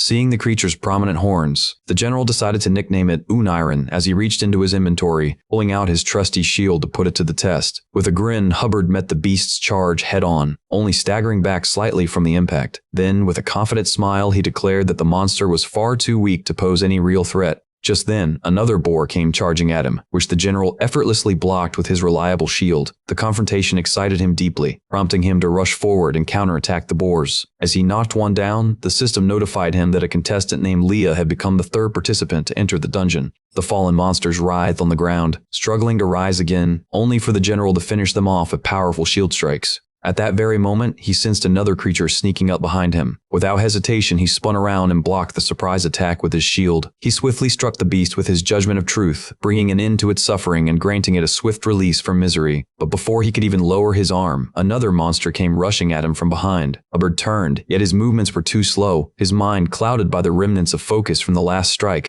Just then, an arrow whizzed past and pierced the creature before it could reach him. Out of the shadows emerged a mysterious archer. She proudly began boasting that her aim and skills were unmatched across all realms. The general instantly recognized her. It was Leah. Likewise, the girl quickly realized that the man standing before her was Hubbard himself. Yet the moment of recognition turned out to be a cleverly disguised trap, one that revealed a treasure chest hidden beneath their feet. Both of them were left speechless by the discovery. Meanwhile, back with the bald warrior who was still battling fiercely, his spear drew fresh blood at last. The sharp-minded fighter who had been relentlessly stabbing assumed that the monster's back must be its weak point. However, his attacks proved useless as the creature's thick hide absorbed every strike. Realizing this, the protagonist changed his strategy and decided to target the beast's eyes, its most vulnerable spot. With a somber tone, he apologized to the grieving widow as he prepared to end her torment. But the enraged creature retaliated instantly, whipping her massive trunks in fury. One powerful swing sent the bald fighter flying from her back. The viewers reminded him, amidst laughter and panic, that the creature possessed many lethal trunks. He groaned in pain, forcing himself back to his feet.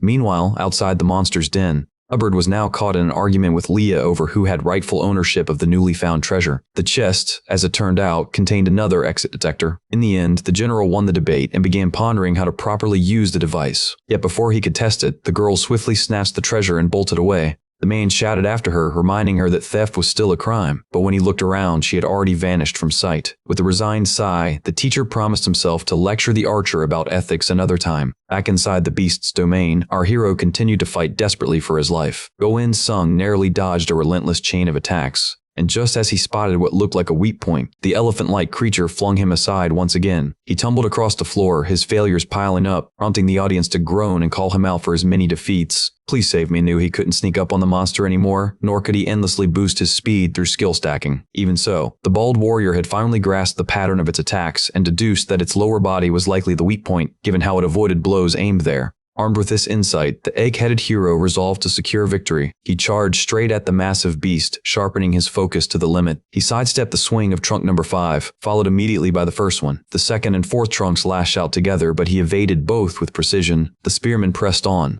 narrowly avoiding the direct strike of the third and final trunk. And when the colossal beast unleashed all 5 trunks at once, the moment of opportunity finally arrived. The protagonist dashed forward using his forward dash skill, reinforcing both his spear and his body, preparing to deliver a devastating finishing blow. With a fierce cry, he drove his weapon deep into the monster's abdomen, eliciting one final deafening scream before it collapsed lifelessly to the ground. The victory earned Please Save Me a total of 2,000 votes for slaying the beast on his own, along with its soul's essence, which dramatically enhanced his stats. The audience erupted in excitement, especially knowing he had failed no less than 51 times before succeeding. The fallen creature's corpse began leaking foul fluids from the gaping wound. Please Save Me struggled to free himself from beneath the carcass, even using a strength-boosting skill in his desperation. But his efforts ended only in pain and failure, as his hip became dislocated in the process. Exhausted and defeated, the streamer finally stopped resisting. Overcome with despair, he assumed that his life would end inside a pool of the creature's filth. But suddenly, his eyes caught a glimmer of light shining from an opening door. To his shock, it was Hubbard, looking visibly disappointed that someone else had completed the mission first. The bald man, still trapped, quickly introduced himself. Hubbard smirked, claiming he'd award extra points for being such a diligent student, one who arrived to class before the teacher, remarking on how unusual that was for him. He then quoted a line from the library of Hubbard, saying that one should learn to find pleasure in the inevitable, while the desperate bald one begged for help. When the general casually pointed out that he was quite literally stuck in filth, the young man pleaded again for rescue. Hubbard agreed to listen to his story after pulling him free, though the hero doubted his strength. The audience watched in awe as the general boldly proclaimed that anything was possible for those who dared to try, leaving the bald one utterly bewildered. With that, Hubbard positioned himself under the fallen mammoth's body and lifted it using every ounce of power in his back. "Please save me," was stunned by the sheer force the man displayed.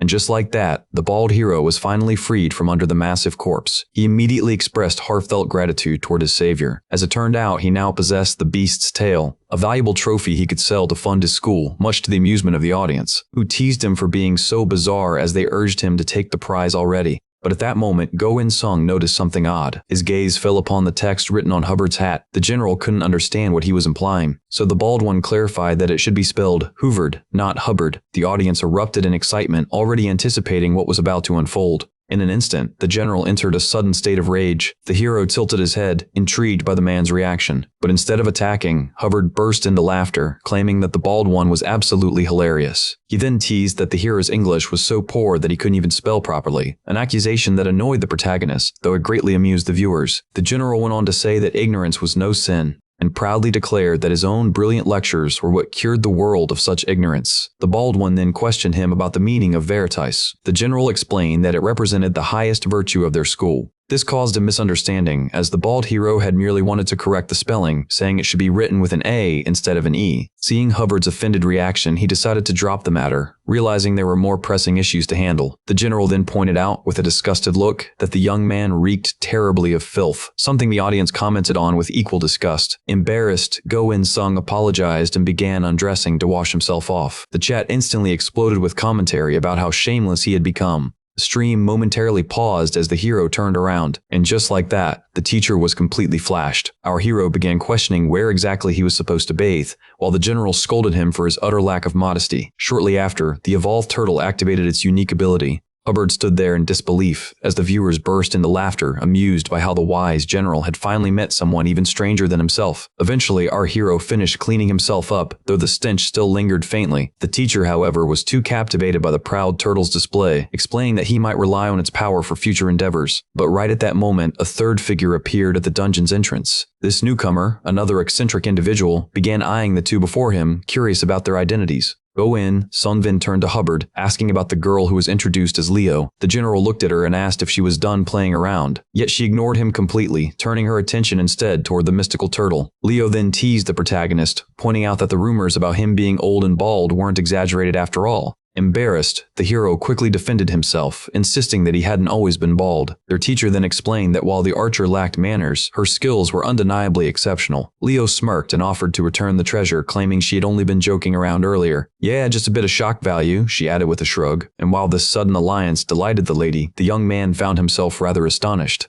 The general reasoned that forming a team with his students would be ideal to face the many perils lurking within this dungeon, a sentiment the archer readily agreed with. The spearman, however, voiced his doubts. Anyone could steal a treasure and abandon the group.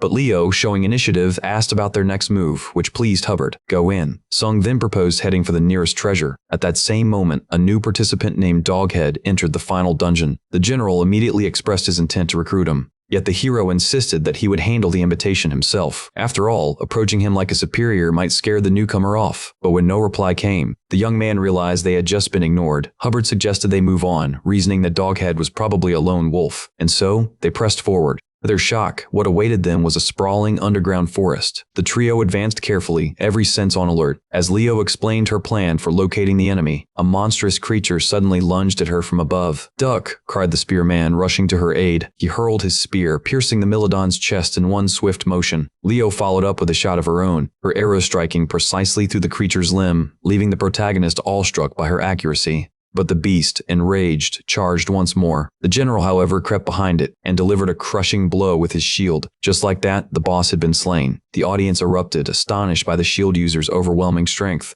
The team basked in their hard-earned victory, while the spearmen felt immense relief at having such capable allies who made the ordeal far easier. Their triumph earned them 1,000 votes for defeating the boss. Yet Go and Sung began to wonder if the creature's 12 front claws and 8 back claws hinted at something deeper, perhaps a foreboding sign. But just then, the general uncovered a large, ornate chest. Inside was the 1,000-pound arrow, a rare, single-use weapon that could only be paired with the celestial bow, powerful enough to shatter even the sun and moon. The hero quickly grasped the implication. They were meant to strike down the sun itself. Kipalebi then handed the weapon to the team's only archer, assuring her that they would soon acquire the matching celestial bow. She gratefully accepted. Leo then told the bald one to drop the formalities since they were around the same age, which greatly amused the viewers. Go in. Sung's spirits lifted even higher when he noticed that Yu Han-sun had finally arrived. The audience didn't miss his reaction. Mind if I invite her? He asked his teammates, recalling their time together in the moon maze. Neither of them objected. As Instant Beauty made her way into the dungeon, the hero worried she might have been injured, given her late arrival, but he was stunned when the lady declared that she had made a mistake by trusting him. Later, we see the two streamers finally reunited. The bald hero eagerly introduced his companions to Instant Beauty, who introduced herself in return. When questioned about her earlier harsh response, it was revealed that Yu Han-sun had mistaken him for the irritating doghead who had relentlessly spammed her with invites. He was especially annoyed by his constant bragging about having more wealth than her. The tank and the archer then revealed that they too had received invitations from Doghead. The bald man was mortified, realizing that Doghead hadn't even bothered replying to him. He concluded that Doghead was planning to form his own team, excluding the current number 1. Meanwhile, a blonde bowl-cut contestant urged his group to trust him, boasting about having a vast supply of balloons. He promised this odd gathering that he'd lead them to victory if they helped him claim the number 1 crown. The bartender repeated his words, hinting that their task was to defeat a monster while letting the bowl cut deliver the final blow. The man with the snake confirmed this plan, promising extra balloons as a reward. The swordsman, however, remained skeptical of the blonde's supposed wealth, considering he'd already paid them a hefty sum. But the man told him to relax. He had plenty of funding thanks to his connection with the massive, gigantic Coral Guild. Just then, he noticed another contestant entering the dungeon, signaling yet another twist in the competition. Meanwhile, the protagonist was urged by his teammates to send an invite to the new arrival. But Instant Beauty realized her team was locked in battle with a massive, cat-like beast. Furious, she drew her sword, rushing to assist the egg, the Indian, and the teacher in slaying the monster. Once the creature fell, Yu Han-sun turned to the hero, asking what he had been trying to say earlier. He explained that the newcomer she mentioned had likely already been approached by Doghead. Just then, the final contestant, Huan Reaper, entered the dungeon. Instant Beauty hurried to send him an invite before it was too late, but at that very moment, something strange occurred. A glitch was detected within the dungeon system, effectively nullifying its main function and triggering a self-destruction protocol to purge the virus. The Comet observed this with intrigue. These malfunctions were becoming increasingly common. The system then announced an emergency failsafe. The dungeon's exit would remain open. While the hot-headed one raged over the disruption, the egg realized the situation resembled a problem he'd faced back in Area 1-8. But then came the biggest twist. The rankings no longer mattered. The final event was now a race. Doghead was furious beyond words. The system immediately began constructing the racetrack. The ground trembled violently, mountains erupting from beneath their feet. The tremors even reached the hero's party, and when the shaking ceased, the race course was complete. The new rule was simple: run from start to finish to escape the dungeon. The audience roared with excitement. The players, however, were far less thrilled. None could believe how vast and deadly the race appeared to be. Then, as the system prepared to teleport all 10 contestants to the starting line, the hero's party was drawn in by the light and instantly transported elsewhere. When the light faded, they found themselves face to face with the enemy team. The bowl-cut blonde immediately recognized the bald hero. "Please save me." Oldie pretended not to recognize bowl-cut, even though he was fully aware that this was none other than Doghead himself. After exchanging insults with the man who owned the snake, Go-In, Sung couldn't help but think the enemy team looked like a group of cosplayers, each resembling some famous iconic character. Yu Han-sun, recognizing the old man as the newly arrived contestant, urged him to quickly join their side.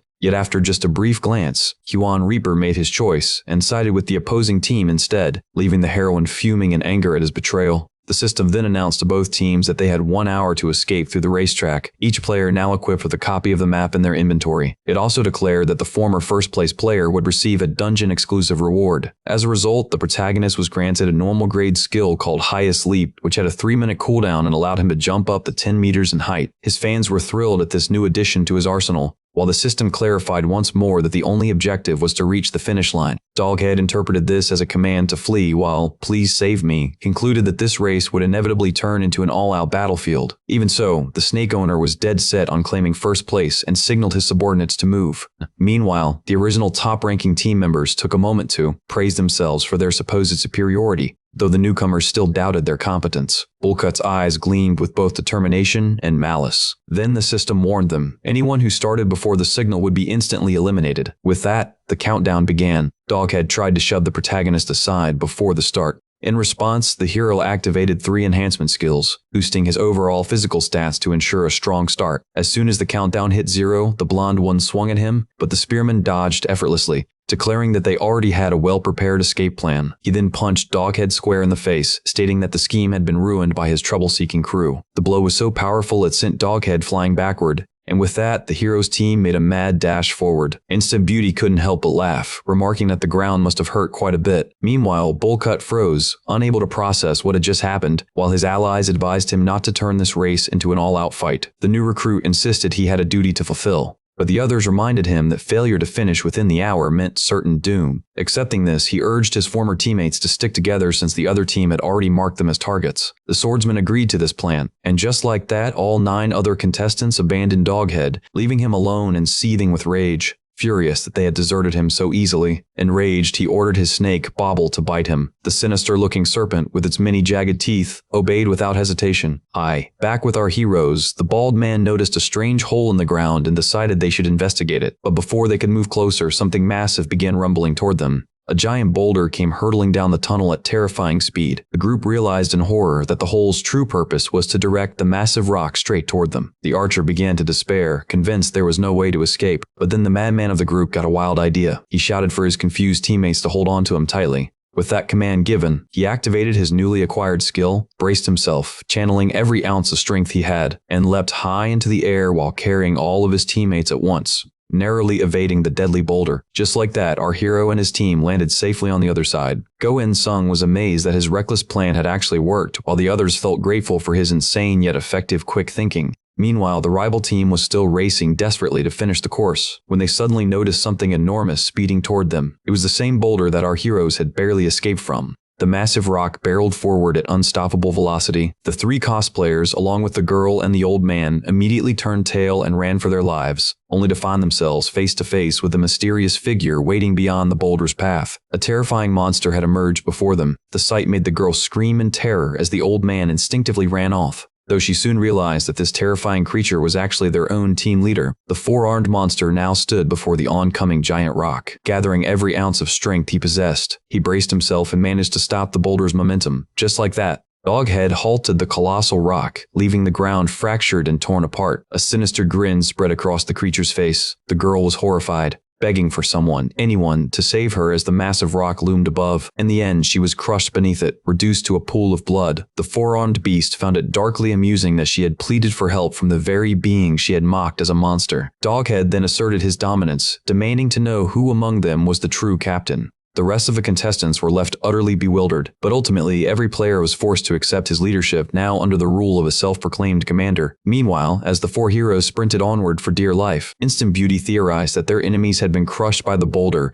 and suggested they could afford to slow down. But both the general and Please Save Me immediately disagreed, insisting that they should put as much distance as possible between themselves and the others. Soon after, Baldy and his teammates came upon a massive roadblock, one so strange that even the viewers had no idea what it was. The enormous slab of stone began to shift and collapse, nearly crushing the heroes beneath its weight. And that was only the beginning of their troubles, for they now found themselves face to face with towering golems. The stone giants suddenly opened their mouths, revealing chunks of rock forming deep within. Then, in unison, the golems launched those stones, hurling them at incredible speed straight toward the heroes. In that moment of chaos, Instant Beauty reached into her inventory, drew her sword, and charged forward to the shock of her teammates. She began slicing through the flying projectiles mid-air, deflecting them one after another, leaving both the audience and the fandom in awe of her precision and skill. The spearman refused to be outdone. He leapt forward as well, and with one swift strike, sent a massive projectile hurtling away. Leo fired a barrage of arrows at the largest stone, though the spectators doubted her attacks would make much difference. Moments later, the protagonist froze in terror upon hearing a scream, but at the last instant, the tank raised his shield, intercepting the impact and protecting the girl from certain death. Just as the golem was about to unleash another bombardment according to the system's signal, the Swords Maiden and the Spearman dashed forward, charging straight at the colossal giants of stone. The bald-headed fighter then began to engage the golems directly, while his comrades cleaved the stone projectiles in half before they could even leave the monsters' mouths. With the enemy swiftly taken care of, the group was finally able to advance.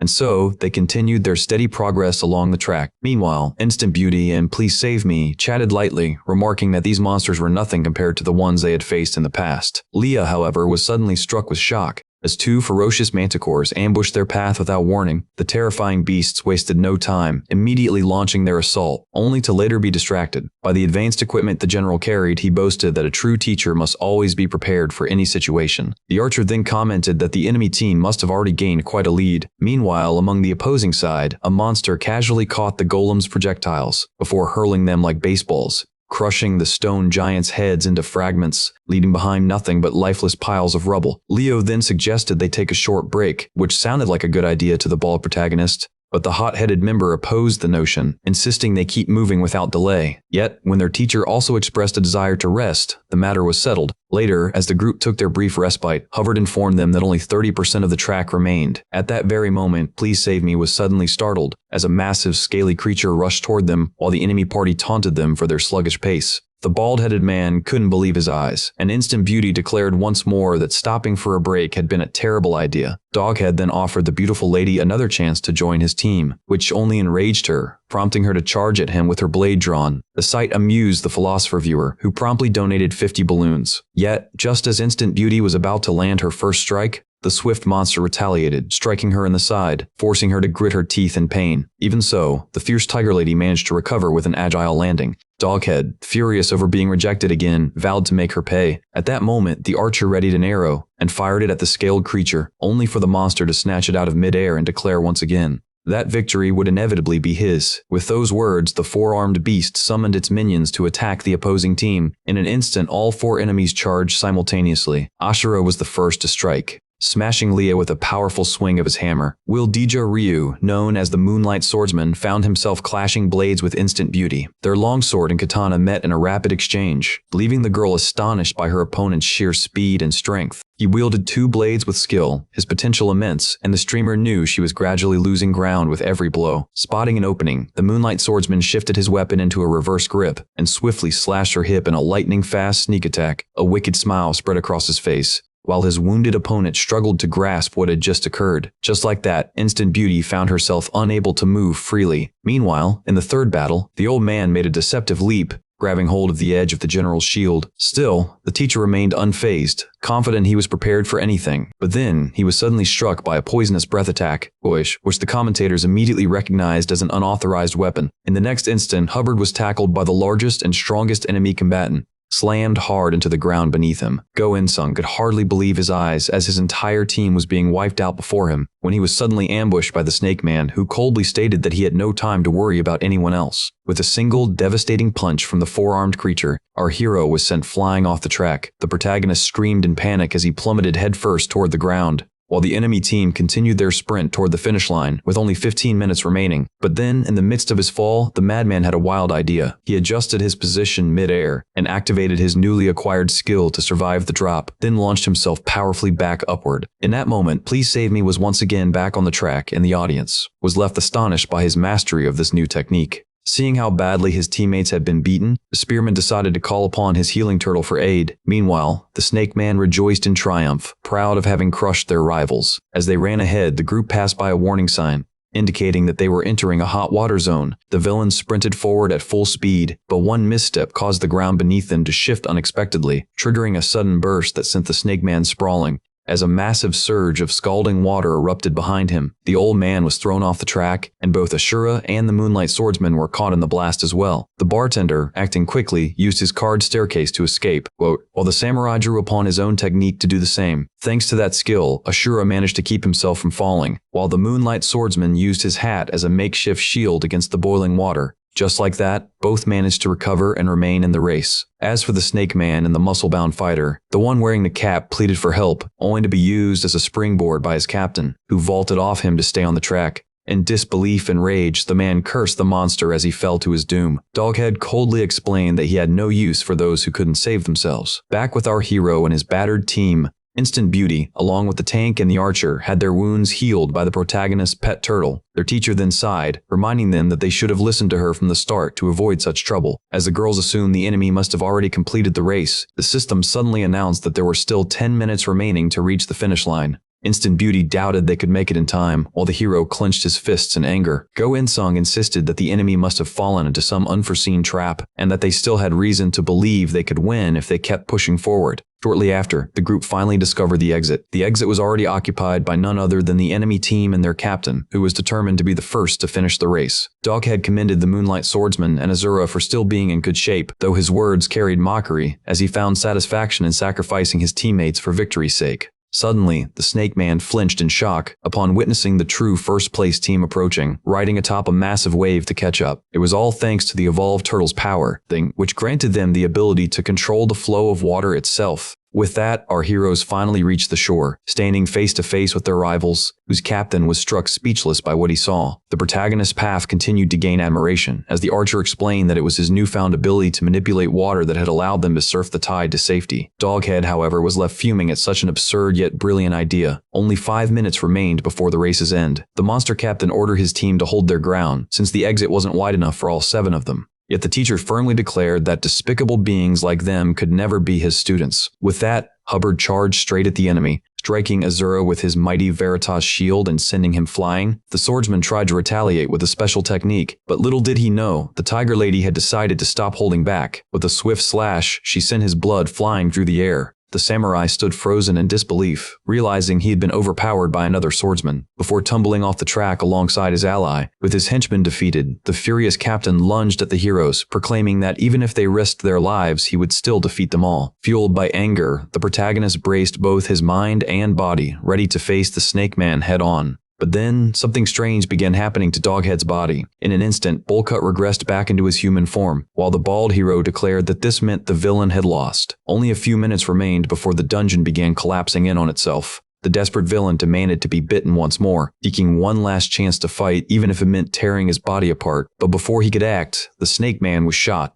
by none other than the archer, who coldly stated that she despised pests like him. Watching his final hope vanish under the arrow of an adult, Doghead tried to plead for mercy with the streamer who charged at him, yet Please Save Me refused to listen, landing a decisive punch that sent the serpent fanatic flying off the track, condemning him to his fall. Hubbard then remarked that mercy is reserved only for the worthy, a sentiment Leo wholeheartedly agreed with. With the enemies defeated, the heroes entered the hexagonal exit, which began to activate, allowing all 4 of them to escape safely from the collapsing dungeon. Before they could step into the central hub, however, the system announced that the first-place finisher had lost significant data, and as compensation, he would be allowed to choose between an expanded inventory or an advanced skill, the highest leap ability as a prize. Without hesitation, the bald hero chose the latter option. With that decision made, the victorious team was finally teleported out of the dungeon, where an enormous city sprawled before them, none other than the hub itself. The young man, overwhelmed with nostalgia for civilization, couldn't help but wonder when he had last seen such a place. But then he noticed something strange. The environment around him felt unnatural. To his shock, the protagonist realized he was inside a metal cage, carried high through the sky by a gigantic bird. He glanced around in disbelief, spotting 2 other cages nearby, and wondered if they belonged to streamers from other channels. Suddenly, his own cage was released, sending our hero plummeting down, trembling for his life. The spearman's cage crashed into an empty one below, before rolling down a hill as the spectators began to comment, joking that the bird had rudely dropped him off with extra hunger included. And with that, the cage carrying our hero finally came to a stop as his audience erupted in excitement over his chaotic arrival at the hub. Please Save Me, however, was far from pleased, rumbling as his uncomfortable ride ended with him stranded outside the city limits. The system window then appeared, scattering various items from his inventory. Confused, he noticed that many of his items were being rejected despite his storage not being full. Just then, 2 shady-looking men rushed toward him, catching him completely off guard. The strange duo casually began rummaging through the fallen items, searching for valuables, prompting the hero to kick one square in the face for attempting theft. This enraged the other man, who shouted that their boss wanted the treasure for himself. In response, "Please save me," boosted his physical strength and struck the fat thief across the face with a powerful red hook. Watching his partner get knocked away so easily, the last bandit realized just how dangerous their opponent truly was. He quickly signaled to his companion, who sliced through a nearby rope with his knife, causing something heavy to drop from a pulley above. As the massive metal cage came crashing down, the egg-headed hero suddenly felt a whip coil tightly around his leg, leaving him shocked, as he was yanked out of harm's way just in time. Only then did Please Save Me realize that the cage had nearly crushed him. His leg was released moments later by a woman who calmly told him to focus more on protecting his own belongings. She then explained that the men he'd encountered were thieves who survived by robbing others. Before he could respond, one of the enraged looters lunged at her from behind, only for the hero to react instantly and slam the attacker to the ground. The remaining thief activated a forward dash skill in an attempt to flee. The streamer countered by activating his new ability, leaping skyward with tremendous force to reach the weapon perched high atop the crane. The thief scoffed, saying such a jump was impossible, only to be immediately struck and sent flying off the tower by Please Save Me. Go In-sung calmly declared that this was the punishment they deserved for crossing him, while a red-haired woman, Lee, observed the scene in silence. Soon after, our hero introduced himself and expressed his gratitude to his savior, only to be taken aback when the woman revealed she already knew who he was. The streamer assumed she must have been one of his regular viewers. To everyone's astonishment, the woman turned out to be Lin, the same member of the Blood Clan who had been sweet-talking the bald man throughout the entire stream. Overjoyed, the young man was thrilled to finally meet her in person. The lady merely confirmed that the fight had ended. Then, without wasting another moment, she told him to pack his belongings and follow her. The sudden command left the livestream's audience utterly stunned, and even the protagonist was thrown off by her abrupt and distant attitude. After some time, they arrived inside an elegant, high-class building. There, the streamer found himself enclosed in an elevator with a member of the Blood Clan. Startled, he demanded an explanation, but she calmly told him to stop the livestream. Go In-sung was taken aback as Lin warned that she would reveal nothing if he continued broadcasting. With no choice, he complied immediately. Yet as the elevator rose, the intoxicating scent of countless dishes nearly drove him insane with hunger. Then the lady snapped her fingers, and his spirit soared when she announced that she would treat him to whatever he wished to eat. But as he eagerly began listing dishes from the menu, she added that if he couldn't finish his meal, he'd be the one footing the bill, prompting him to assure her confidently. Go In-sung urged the waiter to hurry, which made Lin scold him to mind his manners. Our protagonist was genuinely surprised to hear her speak so much, especially since she didn't look that much older than him.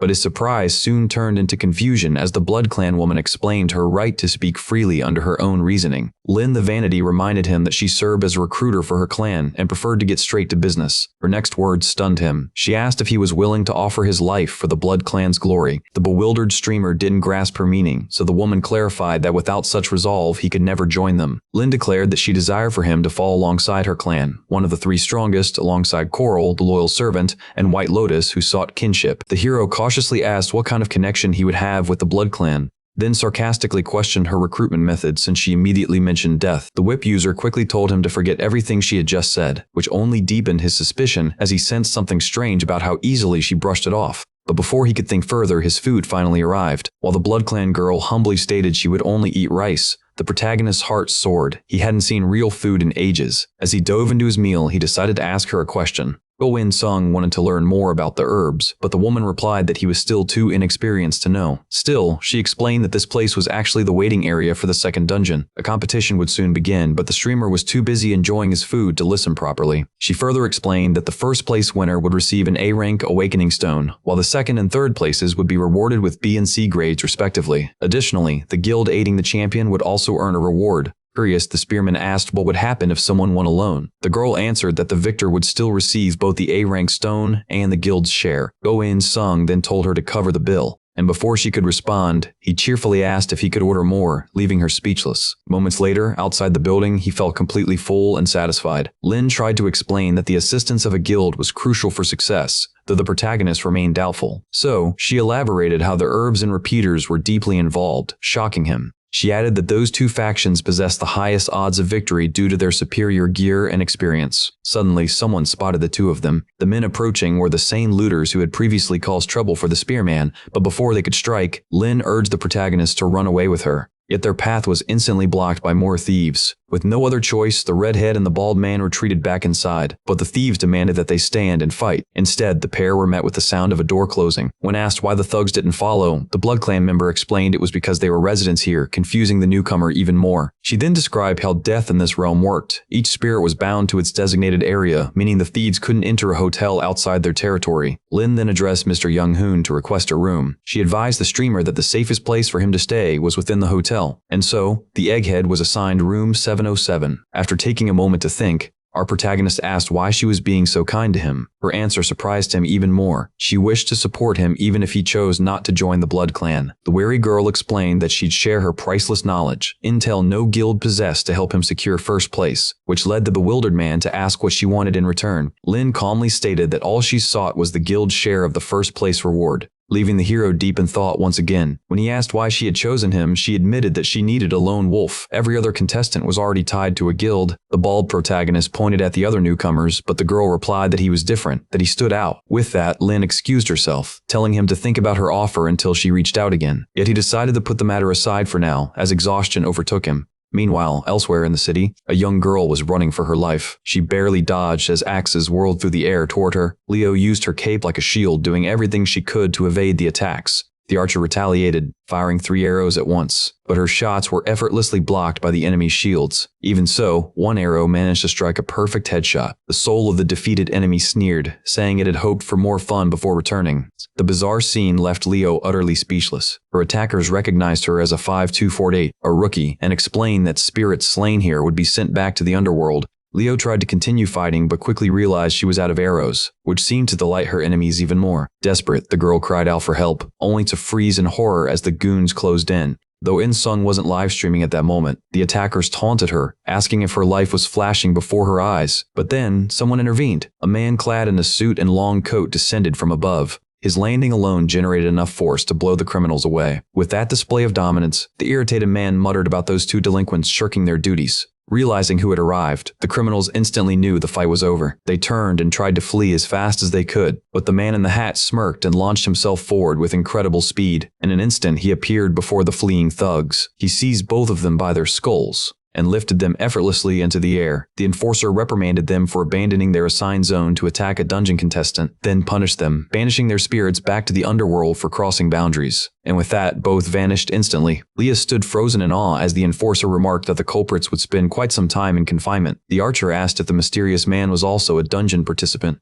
but he ignored her question, instead calling her a child of potential. When Leo, offended, insisted she was an adult, the man replied that he'd be keeping an eye on her. She grew even more puzzled upon hearing that even a Hell King had taken interest in her skills. And with that, the enforcer departed. The following day, in a quiet village, someone asked a blacksmith to forge an amethyst into a necklace. Go In-sung felt genuinely delighted when the blacksmith assured him it would be a simple and quick task. What truly shocked him was the price, 5 silver coins, which, in this world's economy, translated to a staggering 500 balloons. The protagonist found himself in an awkward situation as the blacksmith said he would only proceed if In-sung accepted his conditions. Later, the egghead could be seen strolling down the street with a shiny new necklace hanging proudly around his neck. Please Save Me had also splurged on reinforced suits, advanced evolution stones, and even a zero mind display along with a coupon to expand his inventory. He glanced at the mirror, quietly lamenting the massive sum he had spent. Humpty Dumpty rubbed his bald head, admiring his new outfit. Then his eyes wandered toward the fresh sprouts breaking through the pavement. He compared their vibrant growth to the smooth gleam of his own hairless scalp, and in that strange contrast, the madman suddenly struck upon another brilliant idea.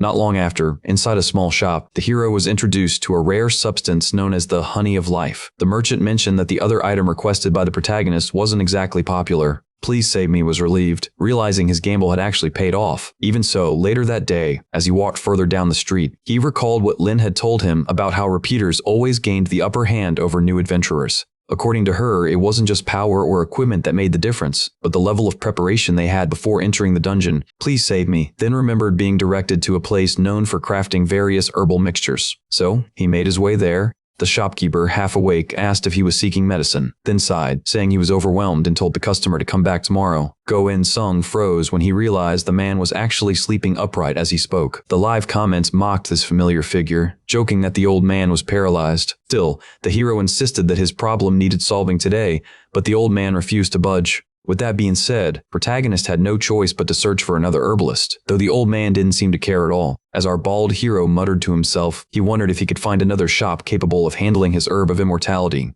Suddenly, the old man snapped awake and let out a loud scream. He lunged forward, grabbing hold of the one who claimed to possess the immortality herb. The chat erupted in disbelief. They had all thought the man was crippled. The old alchemist marveled that someone like this egghead possessed such a rare treasure.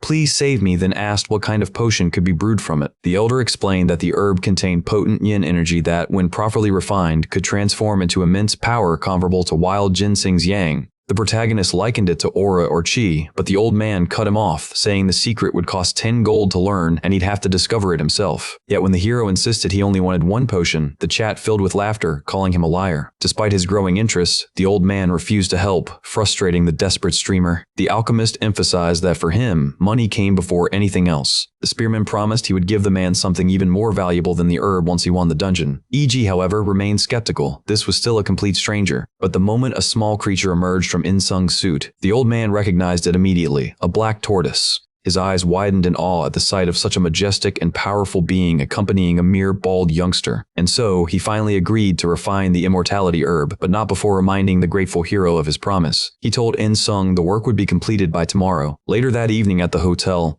the bald man pondered how one potion restored life energy, while another could make bamboo grow at lightning speed. He applied both substances to his scalp and began to pray fervently, only to be met with crushing disappointment when he looked in the mirror, which led him to assume he might need to add the honey of life to the growth mixture. "Please save me," grew even more frustrated. How could such powerful concoctions fail him? The viewers taunted him mercilessly, joking that even his hair roots had been scorched beyond saving. Defeated, he collapsed onto the bed, accepting the grim reality that he might remain bald forever. Just then, he received a message from Yu Hansun. She was asking where he was, and followed up by asking whether he had joined a guild yet. Upon reading it, he irritably replied that he didn't want anything to do with any guild, leaving her utterly confused. The hero then explained, half-jokingly, that he was now headless. With a groan, he buried his shiny head into the pillow. But just then, another notification popped up. It was an announcement summarizing the upcoming championship involving contestants from sections 524-7 and 5428. Later, back at the old man's workshop, the alchemist was working tirelessly on the promised potion. He finally located the perfect concentration of underworld water required for the process. He knew that its purpose was to absorb the herb's life energy while purifying its excess traits, which was precisely why the underworld water was essential. It acted as the binding and draining agent. The only remaining ingredient was the honey of life. And with that, the mixture was complete. Next morning arrived. When the protagonist entered the shop, he was startled to see the alchemist once again asleep inside. The old man eventually stirred,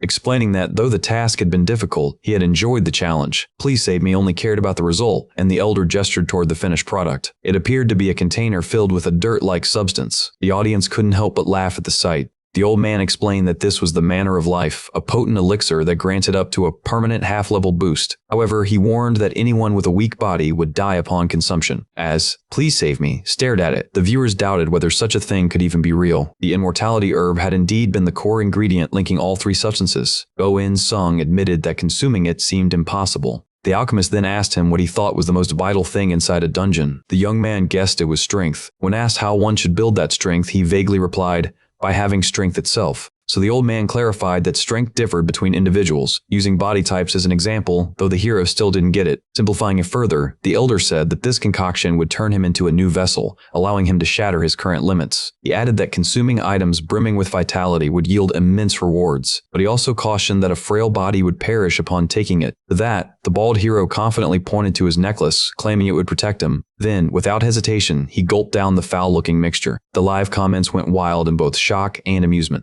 Suddenly, he was struck by an overwhelming sensation. The bowl slipped from his grasp and shattered on the floor. Agonizing pain coursed through his entire body. The horrified viewers assumed he was moments away from death. The old man quickly handed him the honey of life. Protagonist knew it was only a temporary reprieve, yet once again the same unbearable pain surged through him. He was now in such a dire condition that even his ultimate survival ability, Iron Will, had automatically activated to keep him from death. Meanwhile, somewhere else in the city, an archer dashed toward a tank, smiling as she said she was happy to meet again. Leo confessed that the constant bullying had made normal outings like shopping unbearable, but she was still glad they now shared the same manager. The girl added that she hadn't been able to reach the protagonist lately. The group started discussing how 4 full days had already passed. and the eerie rumors circulating that those who die in the hub end up sent back to the underworld. Meanwhile, our protagonist suddenly let out a piercing scream. As the old man muttered about being done with his nap, the young man panicked, thinking the elder had actually passed away, but it turned out he wasn't dead at all. He had merely fallen into a deep coma.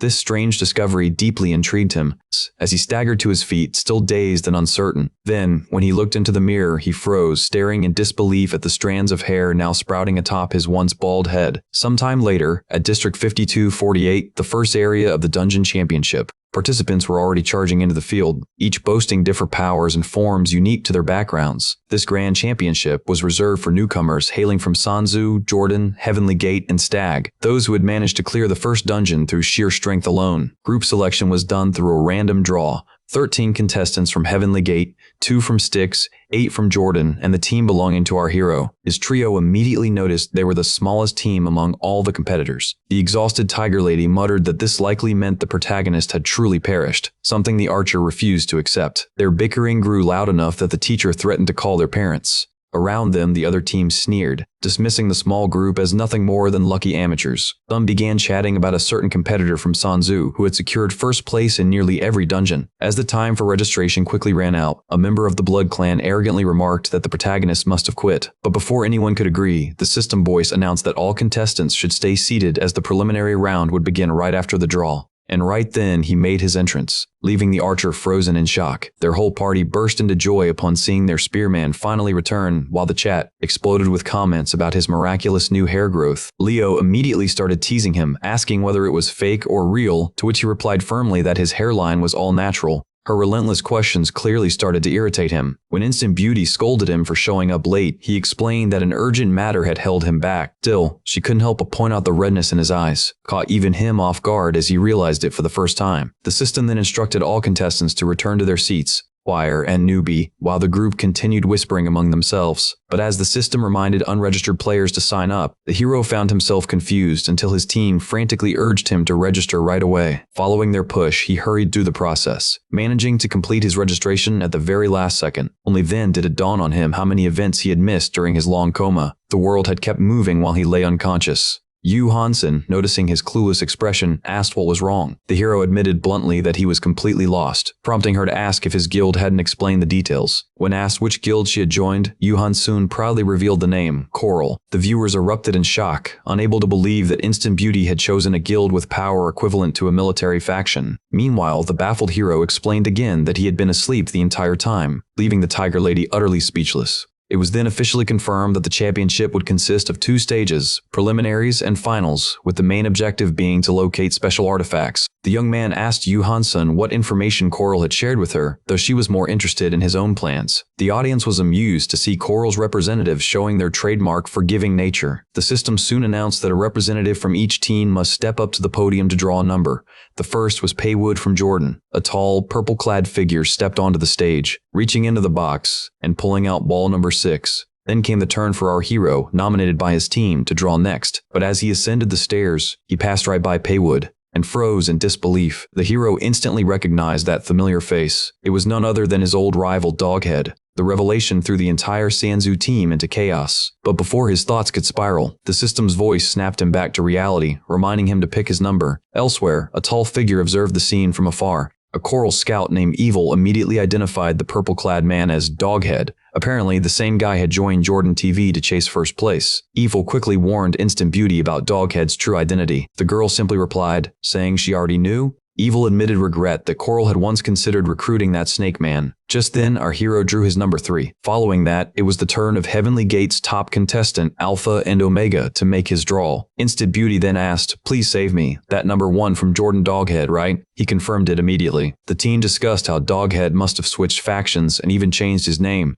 Yu Hanson explained that her guild had warned her to keep an eye on him, and the group began fearing the worst about the Snake Man's motives. Then, Paywood turned toward our hero, forming a heart with his hands as a greeting to the summoner, leaving our stunned protagonist completely speechless.